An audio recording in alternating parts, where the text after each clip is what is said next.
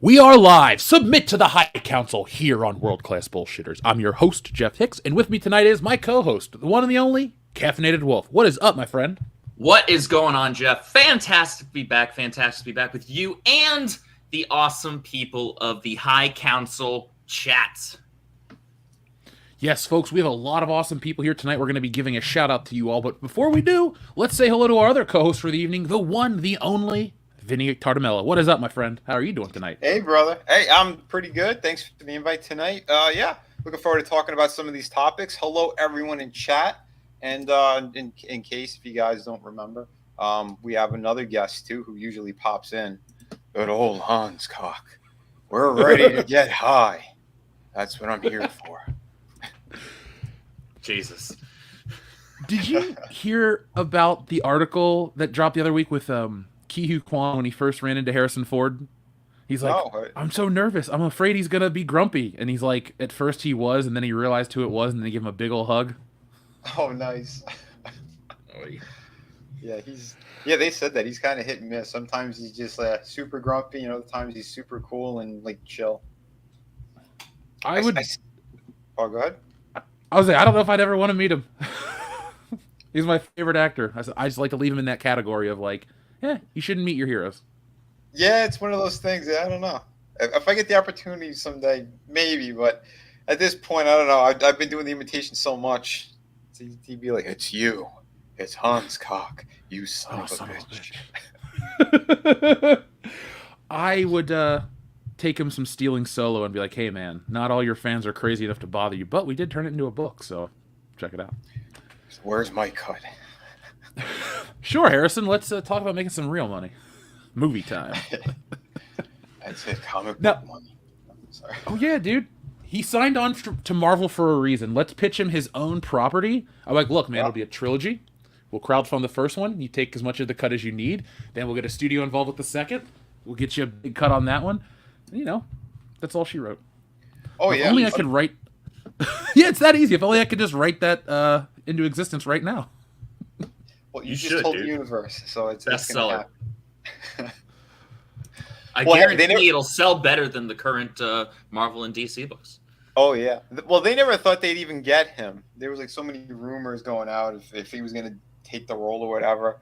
And people kept asking me, too. They go, does Hans Cock, does he know? Does he know? And I kept going, well, for the right price, I came back and I did Star Wars. What do you think? So, dude, mortifying. I am morbidly curious and slightly anxious for what they're going to do with Indiana Jones. Like, I know we watched Star Wars get bastardized, but we already saw Indiana Jones take it dry, so, like, what's next? Can they top it? I hope no is the correct answer. Can they make it any worse? Like, you want to think that there's nowhere but up from Kingdom of the Crystal Skull, but, we've all paid attention to Hollywood the last several years. We know that they could definitely do worse. Oh, absolutely. And the sad thing is, I'll probably end up... It's one of the few movies I'm going to break my rule and I'll go see, just because they actually filmed it in the hometown in Italy from where my family's from. And I want to see how they did it because they changed everything. Like there's a big area that there's a castle there and everything. It's gorgeous. And I want to see what they did with all of that.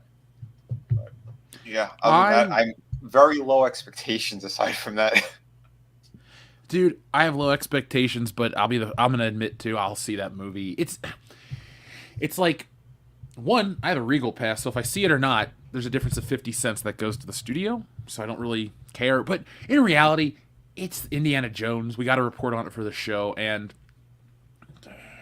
there's always a chance that it's Indiana Jones, and it could be. Nah, it can't be good. I can't give myself hope. Look, you've got 1 in 1,000, right? That it's not 0.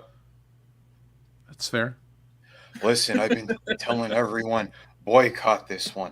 Don't see it. I only did it so I could buy another plane. I keep crashing them. But it's shit. Don't. It's garbage. Like seriously. I don't know. I wanted the money. And if you do see it, it's probably going to be one of my last films. That and they're going to turn me into a Red Hulk. I was just gonna ask you if you think they're gonna kill Indy in this next one, because I think that's the last thing to do to him. I've been begging the entire shoot, just kill me now. And they were like, He might have meant that Harrison. literally, though. Yeah, they're like, Harrison, this is just day one of filming. And he's like, well, Kathleen Kennedy and that shit breath, I can't take another minute. Oh, God. I'm going off the rails already. I'm sorry. Why are you apologizing? Everyone's here for it, folks. The chat love it, dude. Look let me give those shout outs to the audience. We got Drunk Banana, that's a cool name.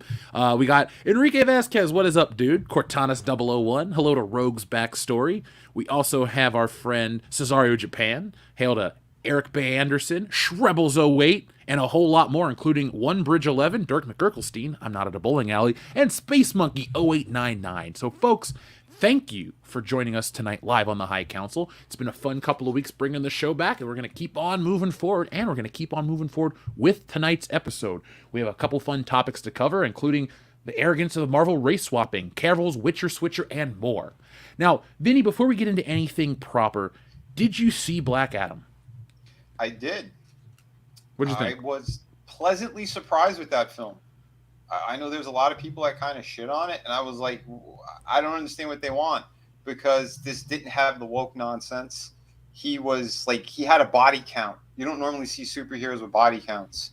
But again, he's not a superhero, and kind of made that clear as well. But it was action from beginning to end. So, and they, spoiler alert, I mean, it's been 2 weeks now.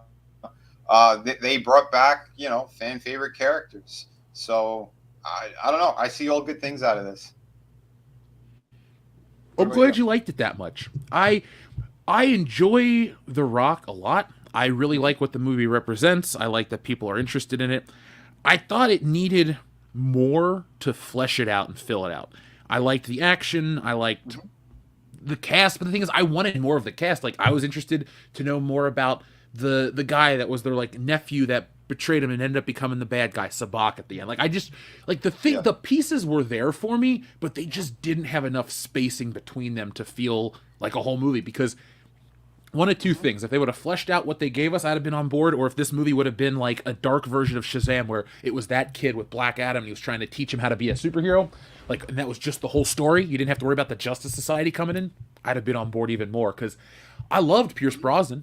He's one of my favorite actors. I enjoyed the what's-her-face that played Cyclone. I enjoyed they have, that team and everything. But I just thought they didn't add enough, or it's like, I don't know, they appeared too early. That's how I felt. It's like they just show up and here we are, off to the races. We're supposed to be like, oh shit, the Justice Society. I can see that too, but I'll just tell you, like going into this, like, I'm not a majorly. I know the bigger characters, and I know Black Adam and his backstory. I thought they handled that pretty well, but like the other characters, Justice Society, I don't know that much about them. Dr. Fate, he's someone I knew a little bit more about, but like, and I didn't see Suicide Squad 2. I didn't see a lot of like their last couple of movies. So, like, I don't know what they were really building towards and everything with DC before, like, they all kind of shit the bed. But just, again, going in it like that, almost, like, blind to all this stuff, I was okay with what they did. And I could kind of understand, like, this other group kind of exists already, which is great, because now you could still go ahead and make movies on these characters, Because if they did, like, Dr. Fate, and you could see his friendship with Hawkman, and just how they kind of more form the Justice Society, who else might be involved in there, because it looked like they just grabbed like the two young kids who were there and like, yeah, we need to go do this, like, you guys are here. It feels like there's going to be more. It could be bigger, but like you said though too, you want to see more of these characters, you want to know more about them. That's a good sign. I didn't get that with previous DC movies that much, other than like seeing Wonder Woman and that horrible Batman versus Superman. You know what I mean? It's like some like Suicide Squad. I didn't really care too much about those other characters either. Like, I saw the first one. I'm not going to support any more things from James Gunn, and sadly that they gave him that position. I mean, yeah, he's talented, but at the same time, I don't want to support people who've done very nasty and nefarious things to allegedly. I'm not going to get into that, but I don't know. There's certain things like I do back away from completely when I see that type of stuff. If that makes sense. Oh, it does make sense. I get where you're coming from. I mean, a lot. I remember that conversation when a lot of the tweets and stuff came out. Was it back in 2018? That was a, hell, I think that was a high council we probably had back in 2018. So, folks, if you go back and watch that one, tell me how it was. I don't remember. I only watch these episodes. Never. I'd make them and then I never go back. Yeah. Well, well, I'd say, yeah, I know how it is when they're super long too. But that's what she said. Bryan Singer's another one. He's someone I will not support any of his films or anything because he's straight up. You know, again, I don't want to say too much because it's YouTube. Eventually, I'm going to go on Rumble or something so I can have a proper discussion with people. Isn't it sad you got to go to the other places to have the conversations you want to have? Yeah, it's insane. There's something to it they just said recently in another country that if you mention it, like they'll start nuking channels and stuff. It's like, holy shit. So. Well, I don't like this. Nobody does. That's what I mean. There's going to be a breaking point because they can't keep doing this. You really can't because you're taking away everyone's freedoms completely. You know, and again, and most of us, like, we just want to have a good time. We want to watch entertaining stories, movies, shows that don't have all this crap that's littered throughout, all the political things, all these weird agendas. We just want to have a good time. And that's kind of why I enjoy Black Adam, because I didn't really see any of that crap in there. And again, you have, it was a naturally diverse cast. There was nothing that was forced in there. It was fine. You know, you could do it right and have fun. Have people just like that. It's a great popcorn flick. You want to see action. You want to see mayhem. I mean, dude, he's like ripping people apart and, you know, using his lightning and turning people into ash. I mean, dude, that's fantastic. More of that. It was funny. The only person I've heard complain too much about Hawkman being black was my mom. She's like, "Wasn't that guy in the car?" First off, she goes, "Wasn't that a woman?" I go, "You saw the cartoon? Yeah, there's Hawkman and Hawkwoman." And she goes like, "Yeah, but aren't they white people?" I'm like, "Yeah." She's like. And she just was confused because my mom doesn't understand why they race swap. She's just like, I don't get it. Yeah. She doesn't even know it's like a thing. Yeah, she doesn't like, understand Hollywood yet. Yeah, but I think that character. I mean, correct me if I'm wrong. For the people who know more about DC stuff, but hasn't he been reincarnated a couple times, Hawkman? He's been reincarnated several times, and his origin has also been changed several times. However, he's always been white. Oh, okay. Well. Carter Hall, right? What's his name? Yeah, Carter Hall. That's pretty white. Yeah, true. He's a Thanagarian, but he's still a white one. But the guy did do a good job, though. I mean, he was entertaining. Shit. My only critique, like I said in our video, was he looks a lot like Anthony Mackie, and so the fact that he looks like Anthony Mackie, flies around, has similar power sets, I'm just like. All right, it's kind of weird that two actors that look alike play very similar characters. That was my only like moment of going, I wish he looked kind of different. Like that was it. It wasn't even about a color thing. Jeff, that's so racist of you. You know what we should do for a shirt, Vinny? We should do like "That's So Raven" the font, but it's "That's So Racist." I'm gonna do that for this. I'm making that. Oh, that's great. Oh man, perfect. Copyright World Class Bullshitters. Yeah, and then you just have to have like a self-portrait of yourself with like the little spyglass like she had in the intro to that crap. Mm-hmm. My sister used to watch that show all the time when we were kids. I met her once. Oh yeah, like at WrestleMania 24. The same day I met her, I met Kim Kardashian, Batista, and somebody else. So, who is the biggest bitch out of all of them? Well, Batista. It was. You'd be surprised. It was back when he was a wrestler, so he was a lot more like, I don't know, cool. Oh, but nobody was an actual douche that day. The only douche I met at these WrestleMania sponsored things was CM Punk, but that's a story for another time. That doesn't shock. Gotcha. Yeah. Aren't they buying out his contract now? Yeah, he's. You know what though? I hate to say this because we always talk about being able to separate the artist from the art and the people from the work and all that other crap that's redundant. But like CM Punk's one of those people where it's like when shit happens to him, because I've interacted with him and also have heard enough to like color my perception of him. I'm like, I'm never surprised when people don't want to fucking work with you, or I'm never surprised when you're gone out of a company. It's just like, disappointing. Yeah, or not disappointing. So surprising. But yeah. Well, I'll say one thing though. He was really good on that Star series with Stephen Amell, Heels. Oh yeah, I remember that one. Yeah, he was good on there. I'll give him that. Maybe he should just go into acting instead. Some people are better as actors. You know who does a better job at their as a wrestler than their main job is Logan Paul. He's a shit YouTuber, but he's an okay wrestler. Yeah, I saw his match. Yeah, that was pretty amazing, dude. That jump he did too off the top rope to the outside on the table. That was insane. Right on. Did not see that. Well, Yeah, you know what? If you're looking for highlight clips of something fun to watch on YouTube, that's cool. But like the fact that he's got a match coming up on Saturday or Sunday, while I'm not excited for it, I'm also not dreading it. It's just like, oh, he doesn't suck here. Oh yeah, well the full match that I seen him do, I thought he did a good job. And then like at the end there was that big moment. I was like, holy shit! So good for him. Now, folks, we like to read all the super chats and stuff in order, but since we were very topical, our friend John Thomas sent in a very generous super chat talking about Black Adam. He says, I went to see it. I enjoyed Black Adam. I honestly think the government biatch was the real villain. Wasn't Dr. Fate actually from an alternative timeline from Superman and Batman? Well, I know. It depends. Technically, if we're talking post-crisis, so post-Crisis on Infinite Earths DC continuity, yes, because the Golden Age characters did not actually exist in the same universe as the Silver Age and Bronze Age characters. Those are completely different until like timelines were crossed, characters had their origins rewritten, yada yada, after Crisis on Infinite Earths. So yes, that is partially true. I admittedly get a lot of my DC knowledge, or at least did, from the animated stuff, to the point where like until Justice League and Justice League Unlimited dropped, I didn't know some of these DC characters and didn't really have a connection to others. Like I knew who the Green Lantern was as a kid, but I didn't I didn't know the Black Green Lantern, John Stewart, and then I watched the show and I actually prefer that version because of that cartoon. Doesn't mean I dislike Hal Jordan, but let's be honest, the movie sucked ass. Hal Jordan. The movie was not good. No.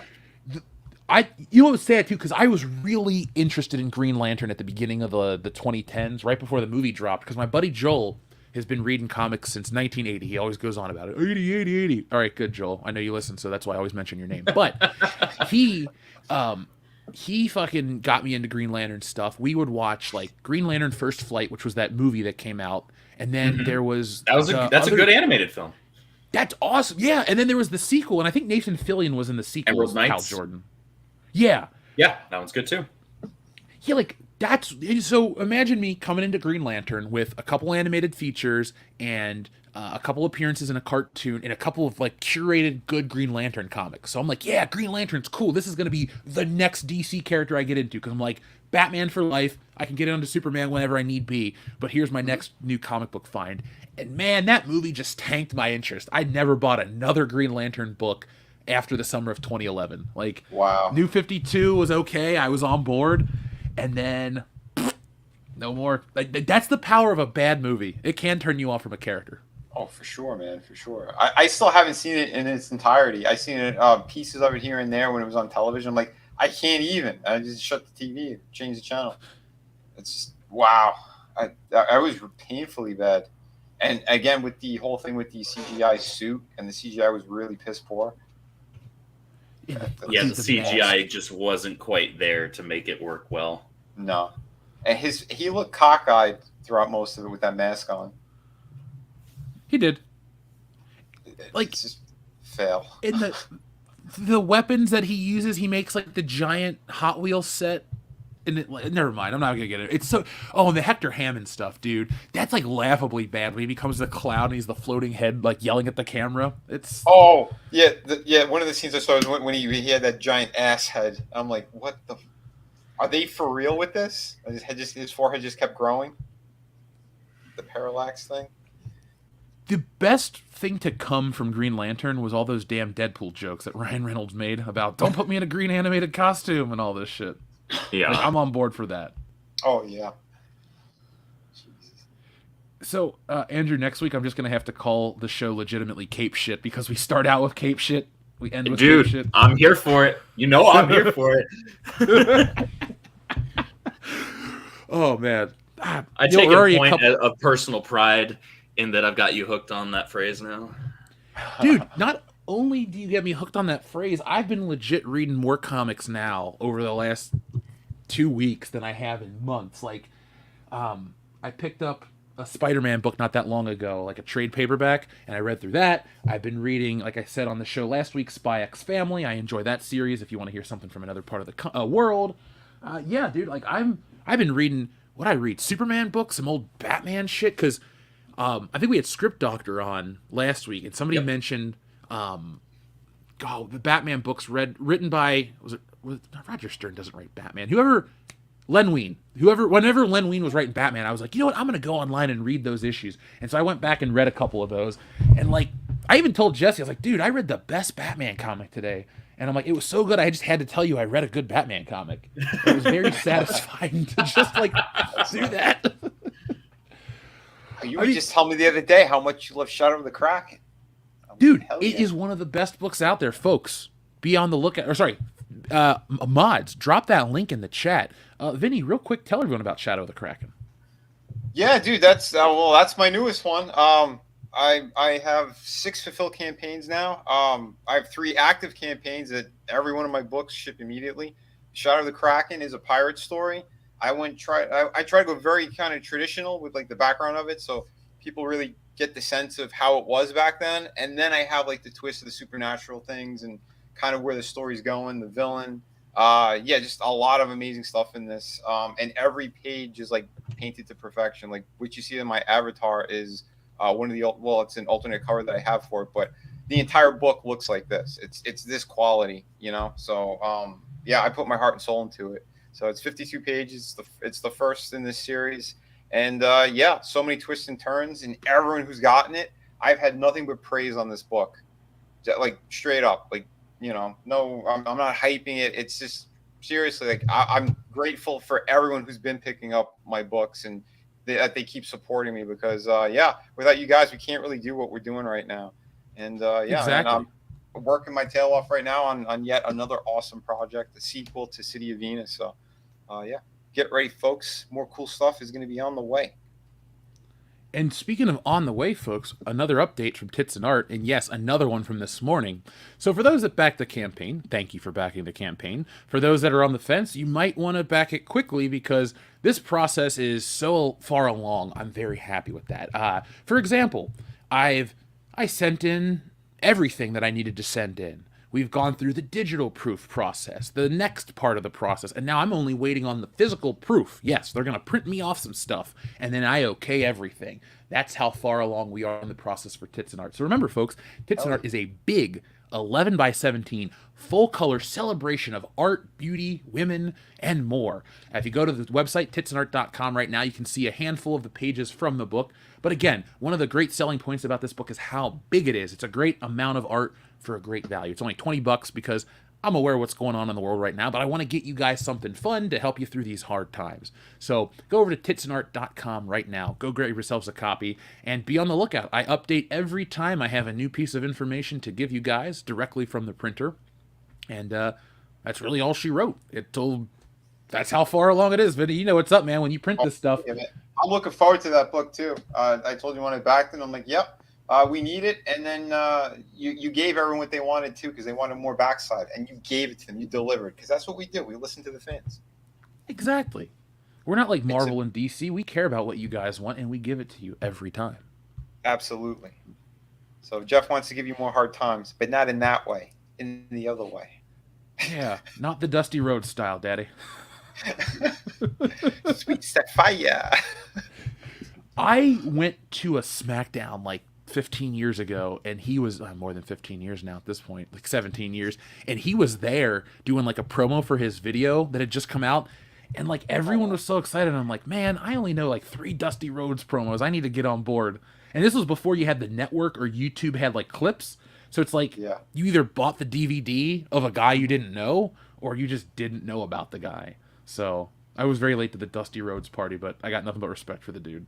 Yeah. Oh, dude. Yeah. When I was a kid, my cousin he'd always rent out like all the WrestleMania stuff and all those type of things. And then if you saw like whatever WCW, WWF, whatever it was, he'd record them as well. So like even if any of us missed anything, like we would keep rewatching these things when we were kids. It was pretty awesome. But like you said, even now you could hardly find clips because they're striking everybody. It's all copyright claims from WWE and all that crap. Oh, it's terrible. Well, WWE is one of those companies that's notoriously really bad when it comes to creators utilizing clips and stuff of their content on YouTube. Nintendo is another one. Sony is another one. There are a few companies out there where, like, if you have even like a 10-second clip of their stuff, they'll try and slap you for it, and force YouTube to force you to take it down because YouTube doesn't want to deal with them. So they just they backhand you about it, and you're just stuck taking it down. Yeah, that's it's why. Go ahead. Oh, good. No, I was gonna say that's why the last couple of our podcasts have been taken down because I got YouTube WWE strikes for pressing our buttons. So, folks, I hate to be the bearer of bad news because I'm not that kind of guy, but we have to officially retire WWE Vince McMahon buttons. We can still do the "Who's that Pokemon?" because that's not enough of their content. But like the Stone Cold Beer button and the Vince button, those have had to be retired because, as Vinny says, man, they hit you hard. I don't take down the shows. I'm proud of what we put out. But, like, I'd say out of the last 5 shows, 3 are gone because of that fucking button. So, that sucks. See, we'll put it on Patreon or something. Yeah, I showed part of the trailer for the Super Mario Brothers thing. The stream wasn't even done in there. It already hit me with the copyright claim. And then the other night on Sunday, we did the whole Evil Dead. We kind of broke that down for Halloween and everything. And and they did copyright claims, I think, on 3 or 4 different clips that I showed. And I've been trimming them. I'm trimming them out right now. I want to see if that'll work. It's insane. It is insane, dude. It pisses me off. But you know what? It just makes us be more creative in certain ways. So I'm sure we'll win. Yep. We always do. Yep, that's it. You're right, Miss Ninja Julian. They hate people promoting their content. Now, Nat, your average nerd, never worry. Our Scott Steiner buttons are TNA clips. The WWE has no right over that shit. So you know how to get us to press the Steiner buttons. It's one of our only buttons that requires a certain amount. But that will never go away because we don't have to bow down to Vince McMahon. We got 2 words for you, Vince. Suck it. All right? Steiner math for the win. Piss off, Vince. Holy shit. Yes, piss off. But, I am not sad to see that guy go. For other reasons. Mainly because wrestling's actually decent with his ass gone. Or at least trying to be better. But I'm sure you know all about that, Vinny. Because I know he was tanking Bray Wyatt's career. It was stupid, too. He was stagnating the industry, honestly. Oh, yeah. Everything that I understand. One of my best friends is a massive, massive professional wrestling fan. I don't keep up with it much anymore, but, I mean, he's been watching it religiously since the early 90s when he was, like, 4. So, he's never missed a pay-per-view since. Oh, wow. Maybe he'll go to a WrestleMania one year. We actually went to the one in Santa Clara together. Oh shit! You've been to WrestleMania? Cool. Yeah, I was at that one. We were in the same building together. Were you there the night before as well? Did you do the NXT show? No, because now I say this not to try to like brag, but I've been to WrestleMania every year since 2006, and I've kind of like done those types of things, and like, so it's like after NXT started, we did that in the beginning. And then, when this new feature came out, we did that in the beginning. But then after we've done it like 2 times, maybe 3, we kind of just don't. So now we're at a place where we go to WrestleMania and maybe fan access because, I mean, we're talking 17 WrestleManias at this point. Yeah, so, no, that makes sense. Yeah, we did the fan access. We did the NXT. It was a cool time, man. It was actually the only one that I'd ever been to, but definitely not his. Well, if you ever talks you into going back, let me know because I'll be there too. So we'll all meet up, hang out, do the whole thing. Hell yeah! Awesome. Too bad I didn't know I didn't have more time in this year's schedule because WrestleMania was down in Texas. We could have, driven up, hung out, did something, Yeah. And we'll get other opportunities, I'm sure. Oh, yeah, we will. We'll definitely will. And yeah, this year's WrestleMania is going to be awesome because it's here in town. I've always dreamed of going to WrestleMania and then sleeping in my own bed. And this year it's happening. So, you know what? Let's check in with the audience and then we'll actually get on topic tonight. Guys, I love that this show, High Council, Cape Shit, whatever you want to call it, it really is just one long pop culture tangent. That's what I should rebrand everything as, the pop culture tangent. Because that's all we do. We start on a topic, we go on a tangent, and everyone has a good time. So. Oh, yeah. Ultimately, that last bit's the most important. Everybody having a good time. Of course. Look, what is there left in life if you're not having a good time? Just have fun. Don't let the bullshit bring you down. Now, folks, let us check in with all of you guys because thank you for supporting the channel the way you do. Now, first off, we have a message from our friend Shrebbles08 who says, "I'll take a you get what you deserve and a dookie, please." Well, ask and you shall receive here on the channel. So you wanted this, and then you'll get your dookie. Where is this at? Oh yeah, it's right. I love when I get them all queued up. I'm like, here we go. Oh wait, I can't find it. Here we go. Get what you fucking deserve. Oh my gosh!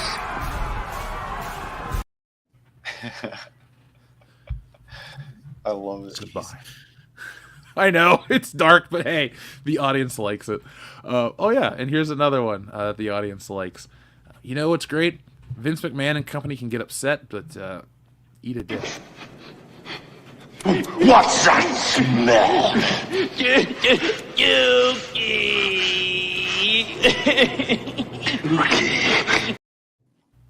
Freaking hell. Yeah, top tier acting right there. Oh, ladies yeah. and gentlemen. Doesn't get any better than that. Or definitely doesn't get any better than that out of Hulk Hogan. Yeah. Imagine Hulk Hogan going to see Black Adam going, shit, I had the wrong agent. Like, look, Oh, he's done that multiple times. Do you remember the George Foreman grill? yeah. He was furious because they offered it to him first. He turned it down for some kind of shake machine. And then he was stuck with a bunch of these products, and it didn't go anywhere. And George Foreman's grill, did gangbusters. Yeah. We had two of them. Yeah. I think everybody had one, at least. It was, not to sound hokey, but it was like the kitchen gadget of the 90s. Like, everybody was trying to, lose weight, but not actually eat less. So it was like, the Foreman grill takes all the fat out of your food. And it's like, not really, but we'll buy it. But it cooked fast. That was the big thing. I mean, an easier cleanup. It was fun. Like, we used it, but then again, my mom's also a good cook naturally. So kitchen gadgets would only kind of hinder her. So if we wanted a cheeseburger, we would just kind of grill it up or fry it up in the pan. That's true. But there is one cooking device I got as a birthday gift. It's a quesadilla maker, and you guys, you think quesadillas are good until you have access to making them all the time, and then you realize how good they actually are. How many do you think we've eaten this week, Jesse? 9? God, I don't know. We've had it for 3 individual meals, at least. Yeah, we keep eating quesadillas. Wow. So, folks, But WCBS is now powered by quesadillas. Well, the quesadilla maker, I mean, it comes in a big box with holes in it, right? Because it came over the border, and it's the best way. Oh, ouch! Oh shit! Sorry. Who are you apologizing to? For the quesadilla makers.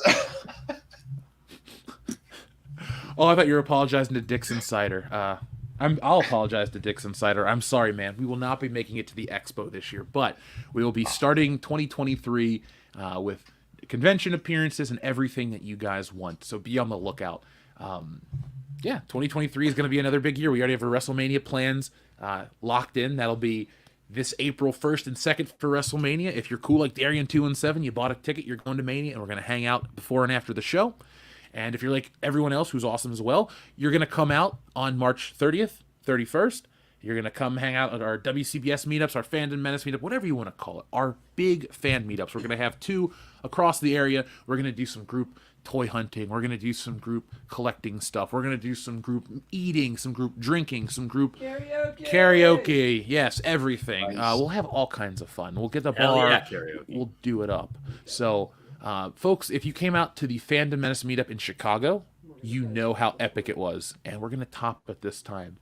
For the first time since that one. Yes, for the first time since that one, we're going to actually do one, and we're going to top it. So join us on March 30th, 31st, April 1st, and 2nd.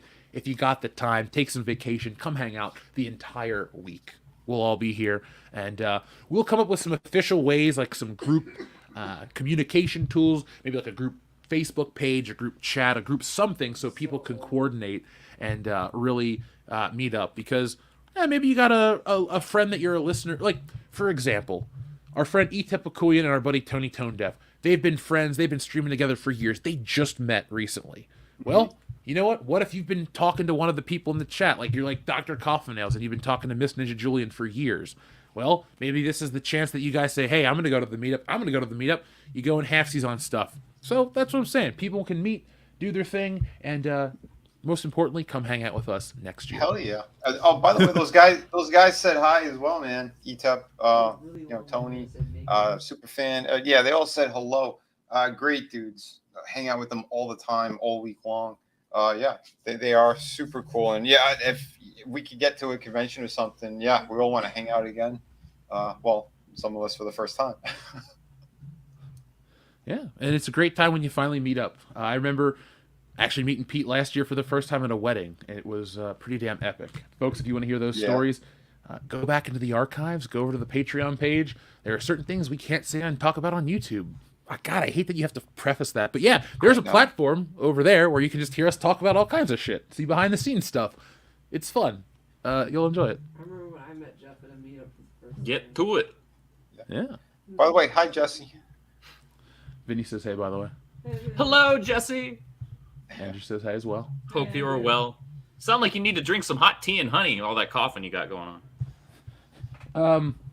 That might help. Other things might be causing the coughing too. Oh, never mind. Say no more.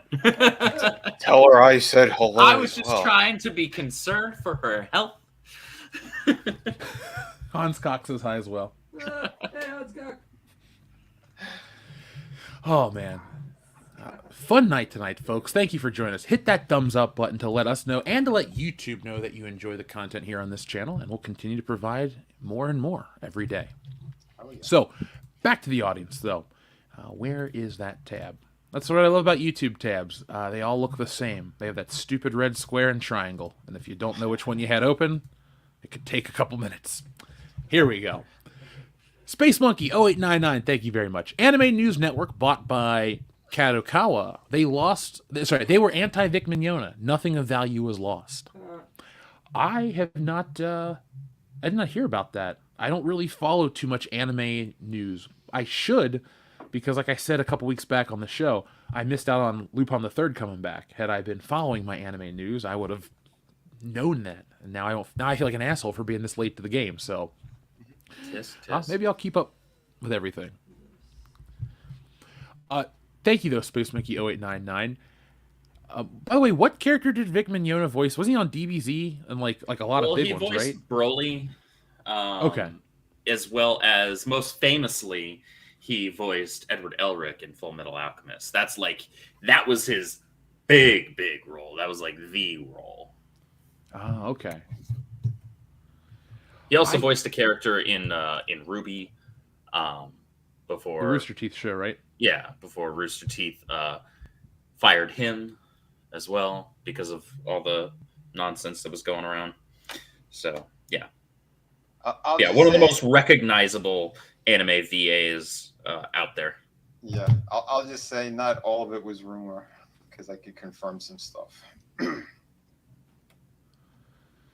I've been to a number of conventions and after parties, and I've seen my own things going on there. Oh, it's funny how some stuff just kind of gets twisted.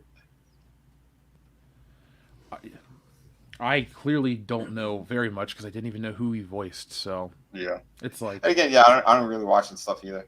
But like, I don't know, he stood out to me because of the hair and everything. He had a very unique look. But yeah, I never chimed in on any of that stuff, and I think I should stop here. Cesario Japan says, so Marvel, when will we get a Bishop with his sister Shard or a Misty Knight movie? Not a race swap Mr. Fantastic or Domino. Also, Buffalo Jeff Ghost Horse. Well, that was a mouthful. What I'll do is I will press the button and then we'll talk about that. Use that as a nice transition into tonight's topic. So, it's a little late for Halloween, but not around here.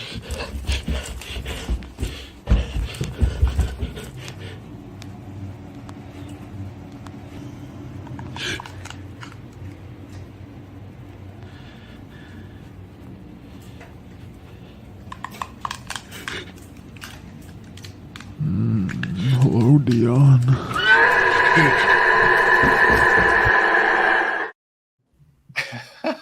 Hell, Oh, that was excellent. good lord. See, that's what I thought too, Goku McDuck. And Dion's not even here. Well, that's no fun. You know, Scaring the bejesus out of him with horses is, I don't know. He's I afraid of have, horses. yeah, he's really afraid of horses. Like, we were down in New Orleans, and there was a cop on a horse. No, sorry, it was just like a horse there. There was no cop involved. And, like, Dion crossed the road to get away from it. If there's a cop, it would be understood. Wow. My deal was great. Well, here's one for Dion, and he's not totally wrong not to like them. When I was living in New York, I was at off the side of Times Square, and almost got ran over by a cop on a horse. Oh, shit. Yeah, and I was on the sidewalk. Like, the damn thing was like running. I don't know what the hell it was doing, but yeah, it was going in between traffic. I'm like, why? Well, I would blame that more on the cop than the horse. Yeah, well, luckily, it didn't hit me or anyone else, but yeah, damn close. So, Dion, you're not wrong, brother. Don't tell him that, because I'm going to make fun of him forever. You're wrong. Horses are friendly. Get your boosters. Don't get your boosters. Now, guys, our friend Cesario Japan made an excellent point in his super chat a moment ago about when will we get a Bishop with Shard film or a Misty Knight movie. So, Andrew, we were talking earlier about an article that we saw over on Screen Rant where this writer, and I'm using the term very loosely because it seems like an AI program could have written this article. Yeah. And that's not a discredit to any AI services out there that actually provide good services. Sorry. This article was that stupid, is what I'm trying to say. Yeah, it was really But bad. it basically wanted to have a Black Mr. Incredible because the actor that has been cast in Ant-Man plays convincing scientists on The Good Place. It's like that's their logic. And something so dumb can gain traction because what people see isn't a dumb article. People see an article saying why it should be this actor or why it should be Black Mr. Fantastic. They don't really read into it. They just use the fact that it's a thing as justification. And so now we have this article that, is getting this out there. And a couple years back, it was articles about what if Giancarlo Esposito played Professor X, and now we're in the conversation of what could happen. So, Andrew, we talked about how these things start as dumb ideas, but they can end up pretty dangerous. Would you agree? I would 100% agree. And they start as ideas from these kind of activist, ideologue, hack writers at, Screen Rant, your CBR, your Inverse, all of these garbage tier websites. And what you have is these hacks that aren't actually fans. They just want to see all these race swaps, these queer washings, all of this sort of stuff. They want to see it happen.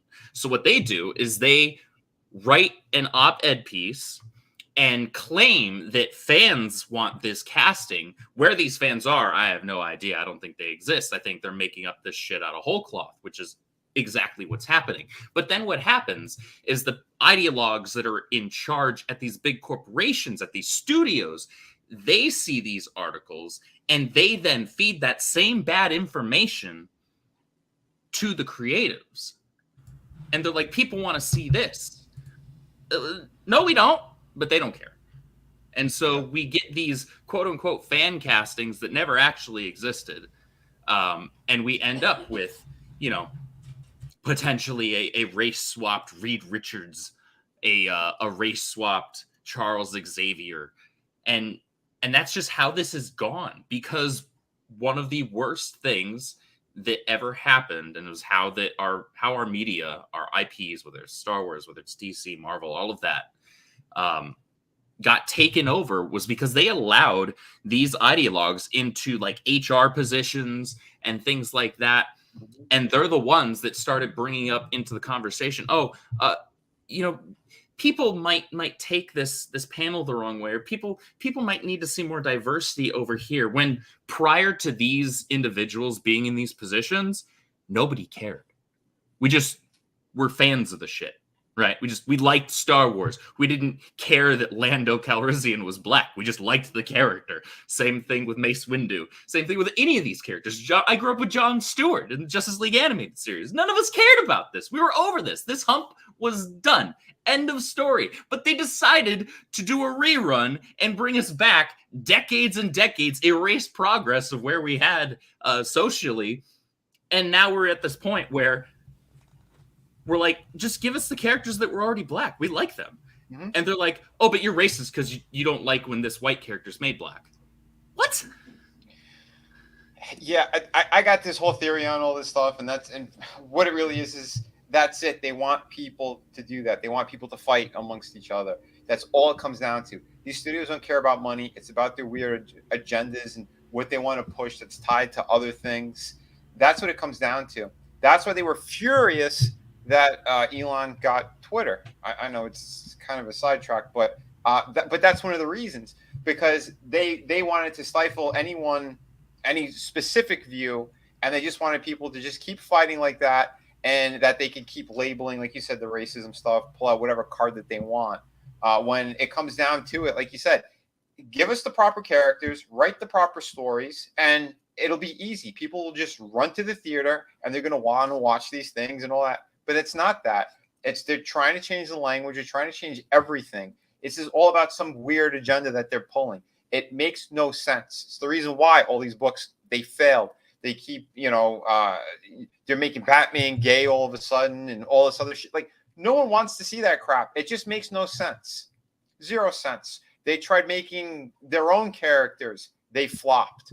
Why? Because they're pushing views that no one gives a shit about. It's real simple. Just, again, make good characters, have the right people casting them. You're A-okay.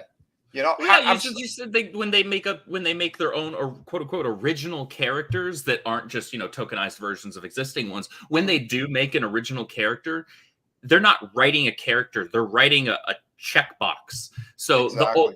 Everything that they tell us in the story and the writing and in the marketing and lead up to the introduction of this character is the only thing that's interesting about them, according to these writers or according to these companies, is their race, their gender, or their sexuality. Like, they tell us literally nothing else about them. And all you have to do is pull up Screen Rant or Inverse or CBR, and literally they'll plaster it in bold in the title, subtitle, in the first 5 paragraphs. Everything is just about, they check this box, and this box. I don't care.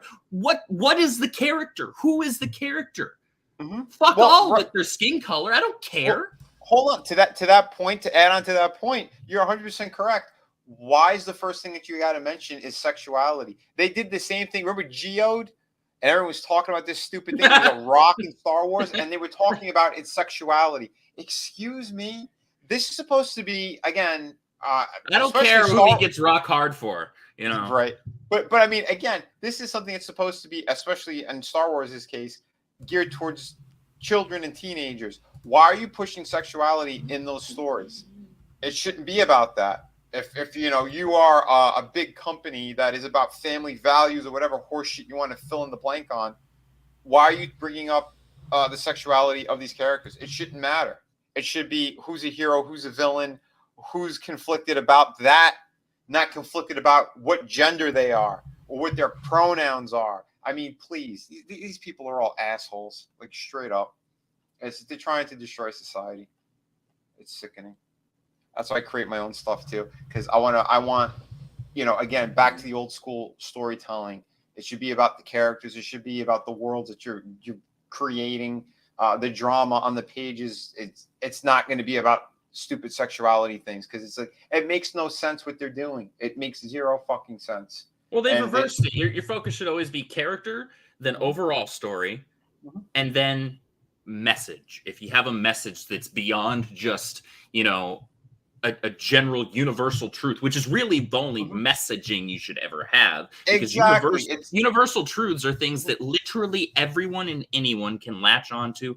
They can identify with, they can empathize with the characters that way. And that's how we end up loving these characters, regardless of whether or not they look anything like us or live anything like us. Sure. Because they're going through universal things, universal problems. That's why Peter Parker is known as Marvel's everyman, because despite him being a straight white male, literally everybody on the freaking planet can relate to the guy because he goes through real world problems. Exactly. Doesn't matter if you're a straight white man living in New York City or if you're freaking in the Congo. I'm sure they know about Spider-Man there because I've seen some of the knockoff bootleg videos. So yeah. Well, yeah, Indian Spider-Man's fantastic. But anyway, and the message about all that stuff is what? It's he sacrifices himself no matter what's going on. That's why he's a hero. And it's the message of doing good, putting out good in the world, right? It's no matter what's going on, he could take the shortcut. He's got powers. He could do other things. He's not. He's still trying to do the right thing. That's part of what most of these characters should be about. So that's where your message is. That's where the underlying thing is about it. You know, and how much shit could they take and still keep moving forward, you know? And you also had moments of those characters in their stories and their history. They had doubts about what they're doing. Is it the right thing? Are these sacrifices and, you know, is it worth it? You know, and in the end, they fall back to, I'm a hero. I got to do what I got to do, you know? They never think about that now. Now it's about coffee shop conversations and who's getting an abortion. I mean, they literally put that in background. It's disgusting. These people are sick creeps. Jesus. And they also, beyond that stuff too, or in addition to that, like, they keep getting work, but I don't know. It's got to just be they fail because upwards. of what. Yeah, they fail upwards because it's like nobody wants this shit. Like, I don't want slice of life superhero. I don't want slice of life Star Wars. I don't want slice of life genre entertainment. What I want to see are the characters in these shows do epic things. Actually, I don't even want to see them in shows. I want to see them in movies where they only do epic things once every couple of years. Like, She-Hulk is a prime example. This conversation isn't about the twerking or this or that. It's the fact that it's the most banal, basic setup of working in a law firm. You had this premise in Daredevil, but then you also had it works a little differently because Daredevil is only powered a certain way. You create a show, a narrative around that world, what you can do in that setting. She-Hulk could fight aliens and shit. Why would you just want to watch her walk around and go to a bar and talk about being powerless? Like, this is a modern, like, post-2002 problem with comic books. You know, everyone wants to sit around, like you say, the coffee talk. This isn't Linda You don't Richmond. need This Days is of Our fucking Lives Comics. Marvel Edition. Exactly. No. And I'm guilty of enjoying the old Stan Lee, John Romita Spider-Man comics where it's Peter and MJ and maybe Mary Jane and Gwen Stacy and all this shit. Like, I like the old Spider-Man romance era book. I'm all about that. But, like, whatever. That's an integral this kind facet to Peter's life, though. Oh, yeah. Yeah. That's, that's cool. But whatever it's become, like, just keep that shit out. Like, I don't need to know if Captain America got laid ever before he was frozen in ice. That's something Deadpool should deal with. You have a character that can do all this stupid crap. It's Deadpool, and everybody likes that character because he should be the only one that gets to do that. And now I'm aware She-Hulk broke the fourth wall before Deadpool was even thought of. But Deadpool has kind of replaced. Actually, Deadpool has been popular since its inception. She-Hulk has come and went in terms of popularity, and she hasn't been popular in. I mean, realistically, these Marvel shows are lower and lower rated to the point where they're not even cracking the top 10. Like Miss Marvel wasn't a big deal of a show, and then last week the press wanted to make a big stink over, oh, the director of Miss Marvel's going to make this Star Wars movie with Damon Lindelof of Lost. It's like, that movie's never getting fucking guaranteed made. Hit. Like, there's not even anything to get excited for from this like garbage company, or there's like not even enough things to even think, well, that could be decent. Everything's just kind of like, that one's gonna suck. And you're right. It's not about confirmation bias or whatever you want to, claim. It's straight up. You can see these things from a mile away. They're not very good. No, they're not. And yeah, it just, if it smells like shit, chances are it's shit.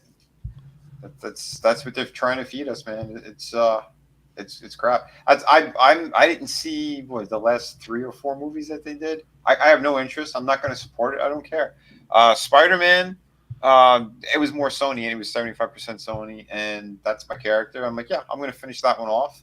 And Sam Raimi, I did see Doctor Strange, and I enjoyed it for what it was, but it's a Sam Raimi movie. It's so much evil that is throughout that movie.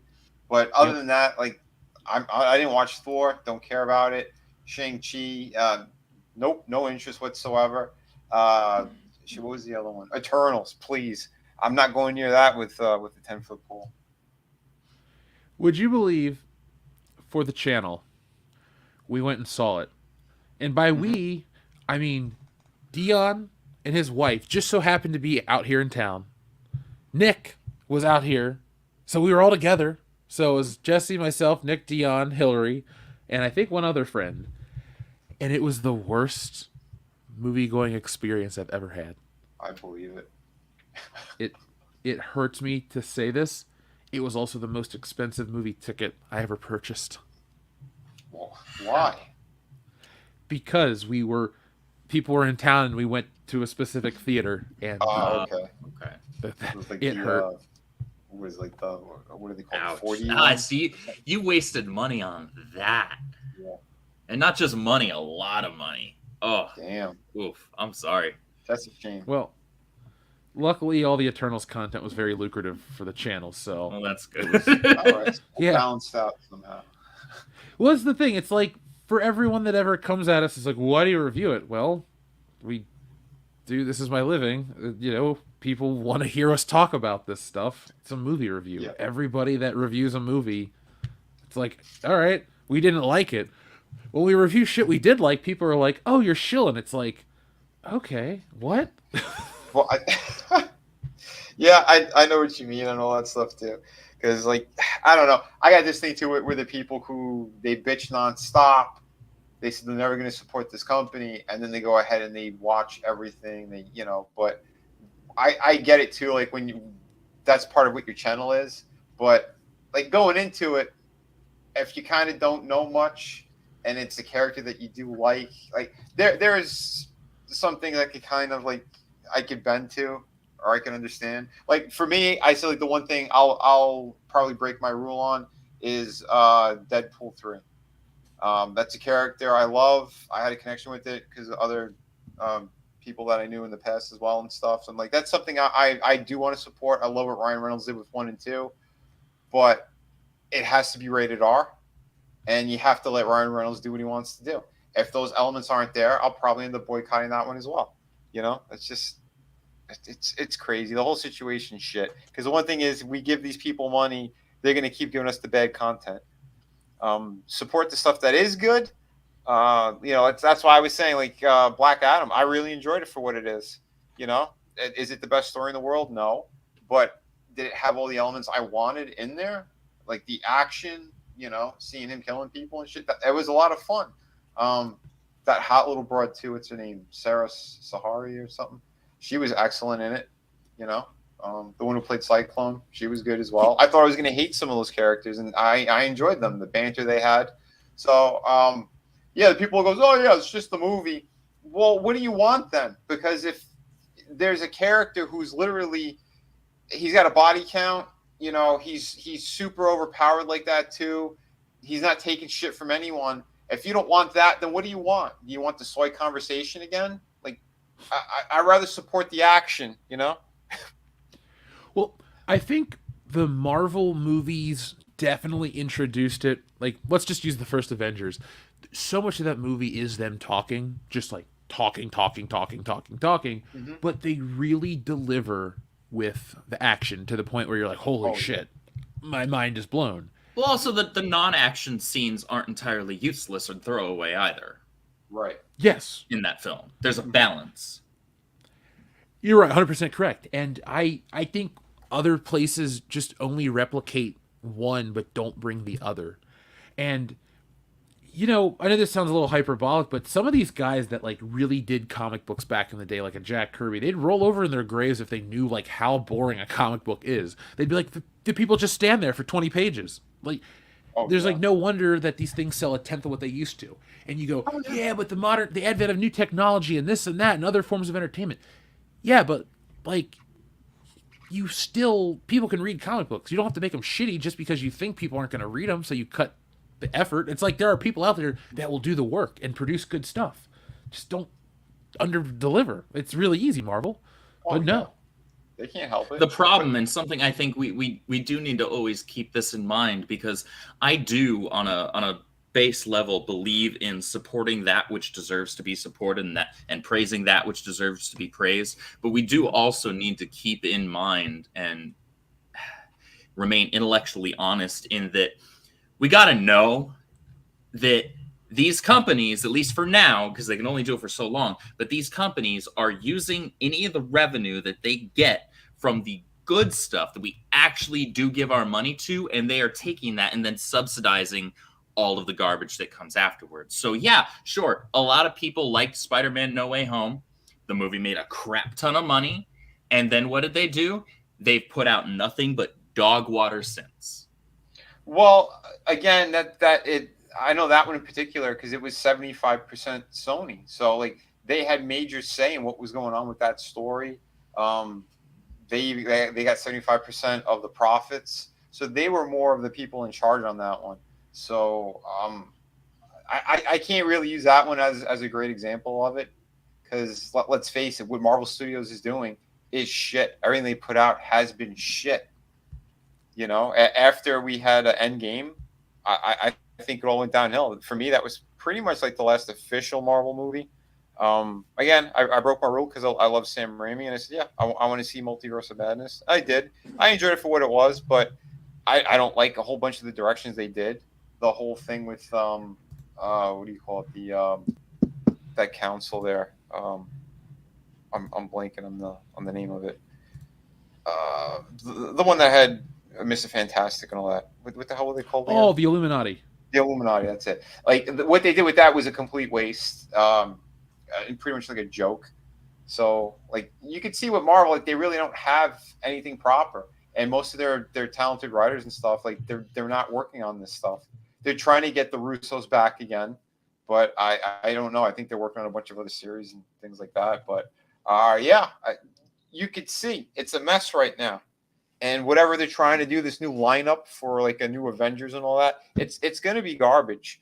You saw how they bastardized that whole Black Panther 2 situation with making Namor a freaking Aztec or whatever. Like, you ruined everything. That's not what he's supposed to be from Atlantis. Like, they fucked it all up.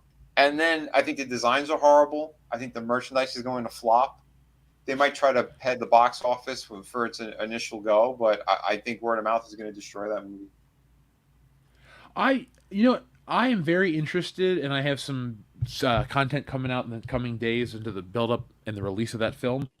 I'm really interested in the conversation around this movie, and have zero interest in the movie itself. What I mean about the conversation is, if people... Okay, so let's talk about this for a moment.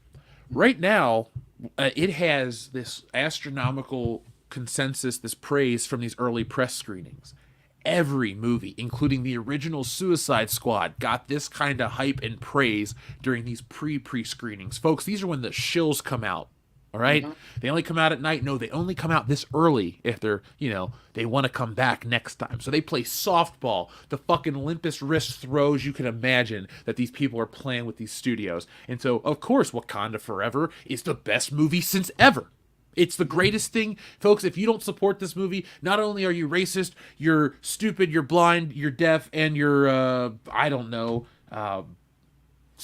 crazy. But the point is, like, this movie, they're trying to hype it up as a cultural event. The way it's shot, the way it's presented, it's so sanctimonious. It hurts. It really is difficult and insufferable, really, the way this movie is presented, because I liked the Black Panther as a character before the movie ever came out, because there's this thing called being a comic fan where you do interact with every Marvel character, even if you only, let's say, for example, like me, I started out with Spider-Man, like really hardcore with Spider-Man. Yeah, but then Spider-Man's in the Avengers sometimes. Spider-Man teams up with these people. So, hell, sometimes Spider-Man's a part of the Fantastic Four. So you get introduced to these characters. So Black Panther's been on my radar for a long time.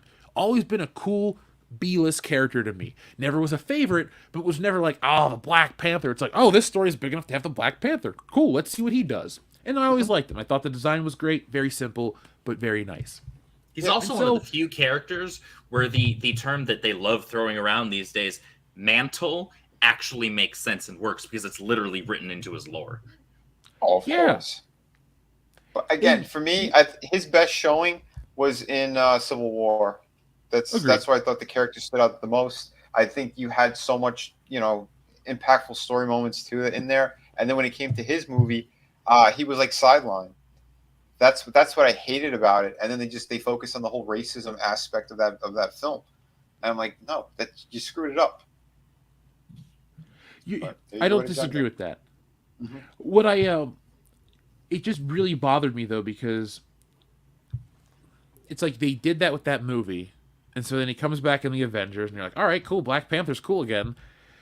And then sadly the actor dies, and so there's this movie, and it's like, it's so protected, it's bizarre, really. You can't critique this movie.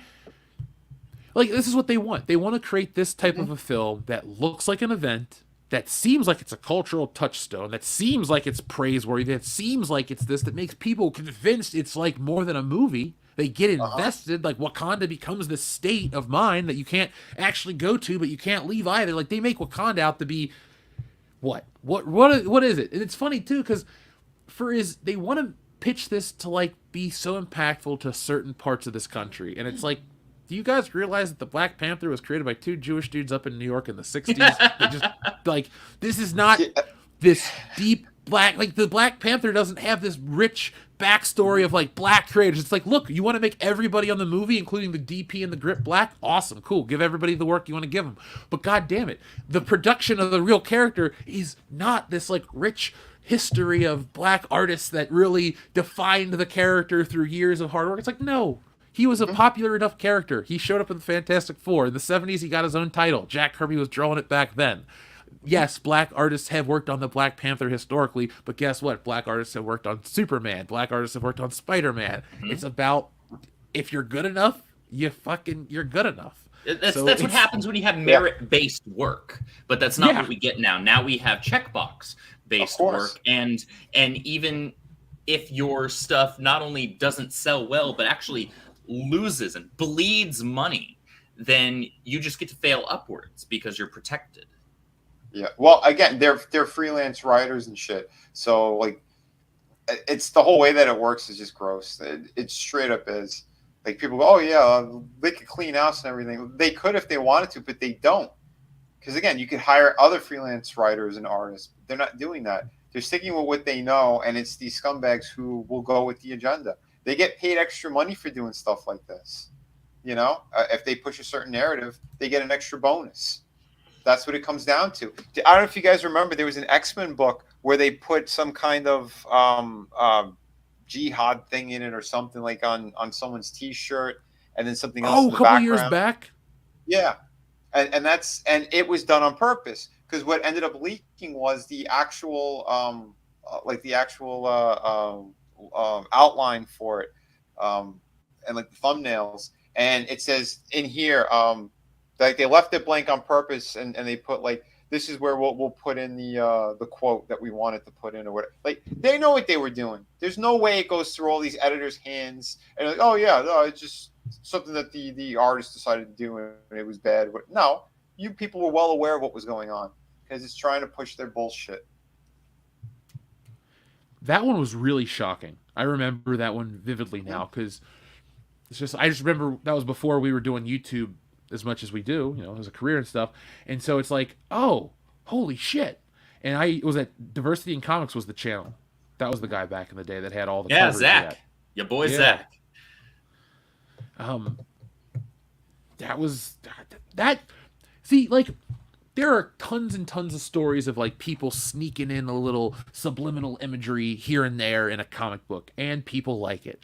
There's some, sometimes people will sneak in a name or a joke or this or that, but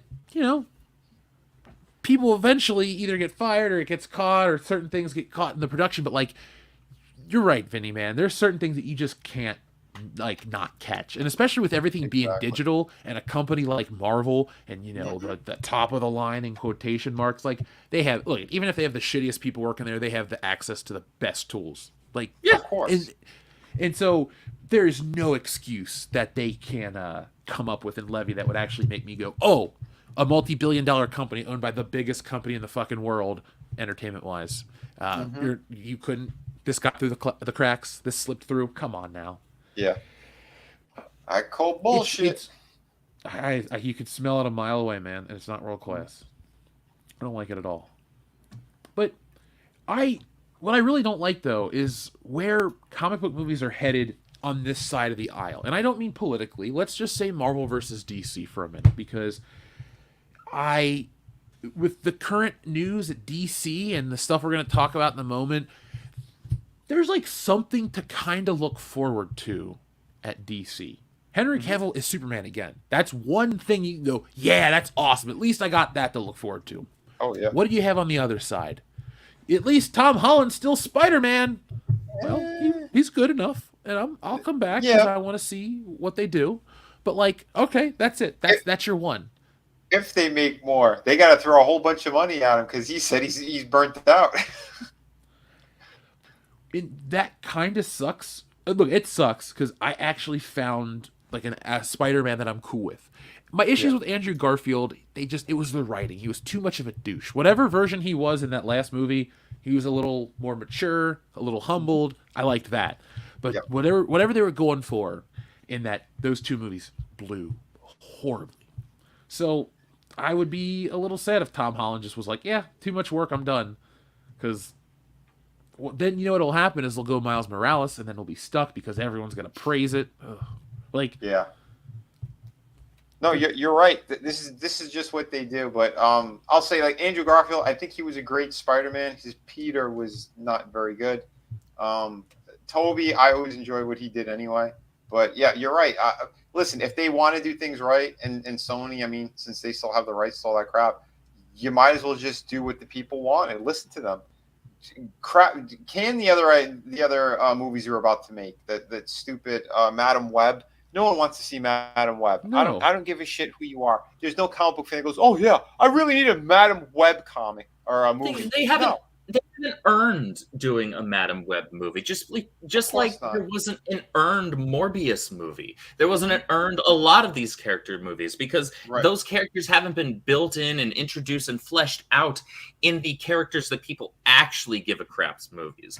Like, okay, you put out some good Spider-Man movies, which we haven't had in a few years, and then you introduce the character of Julia Carpenter, you introduce the character of Madam Web, and you eventually work towards integrating them more deeply into the storylines. And then if audiences, by way of giving you their dollar, tell you they are interested in a solo movie about that, then you know what you can do? You can make the damn solo movie and rest assured that you will likely at least make some money off of it. But instead, they're banking on nothing.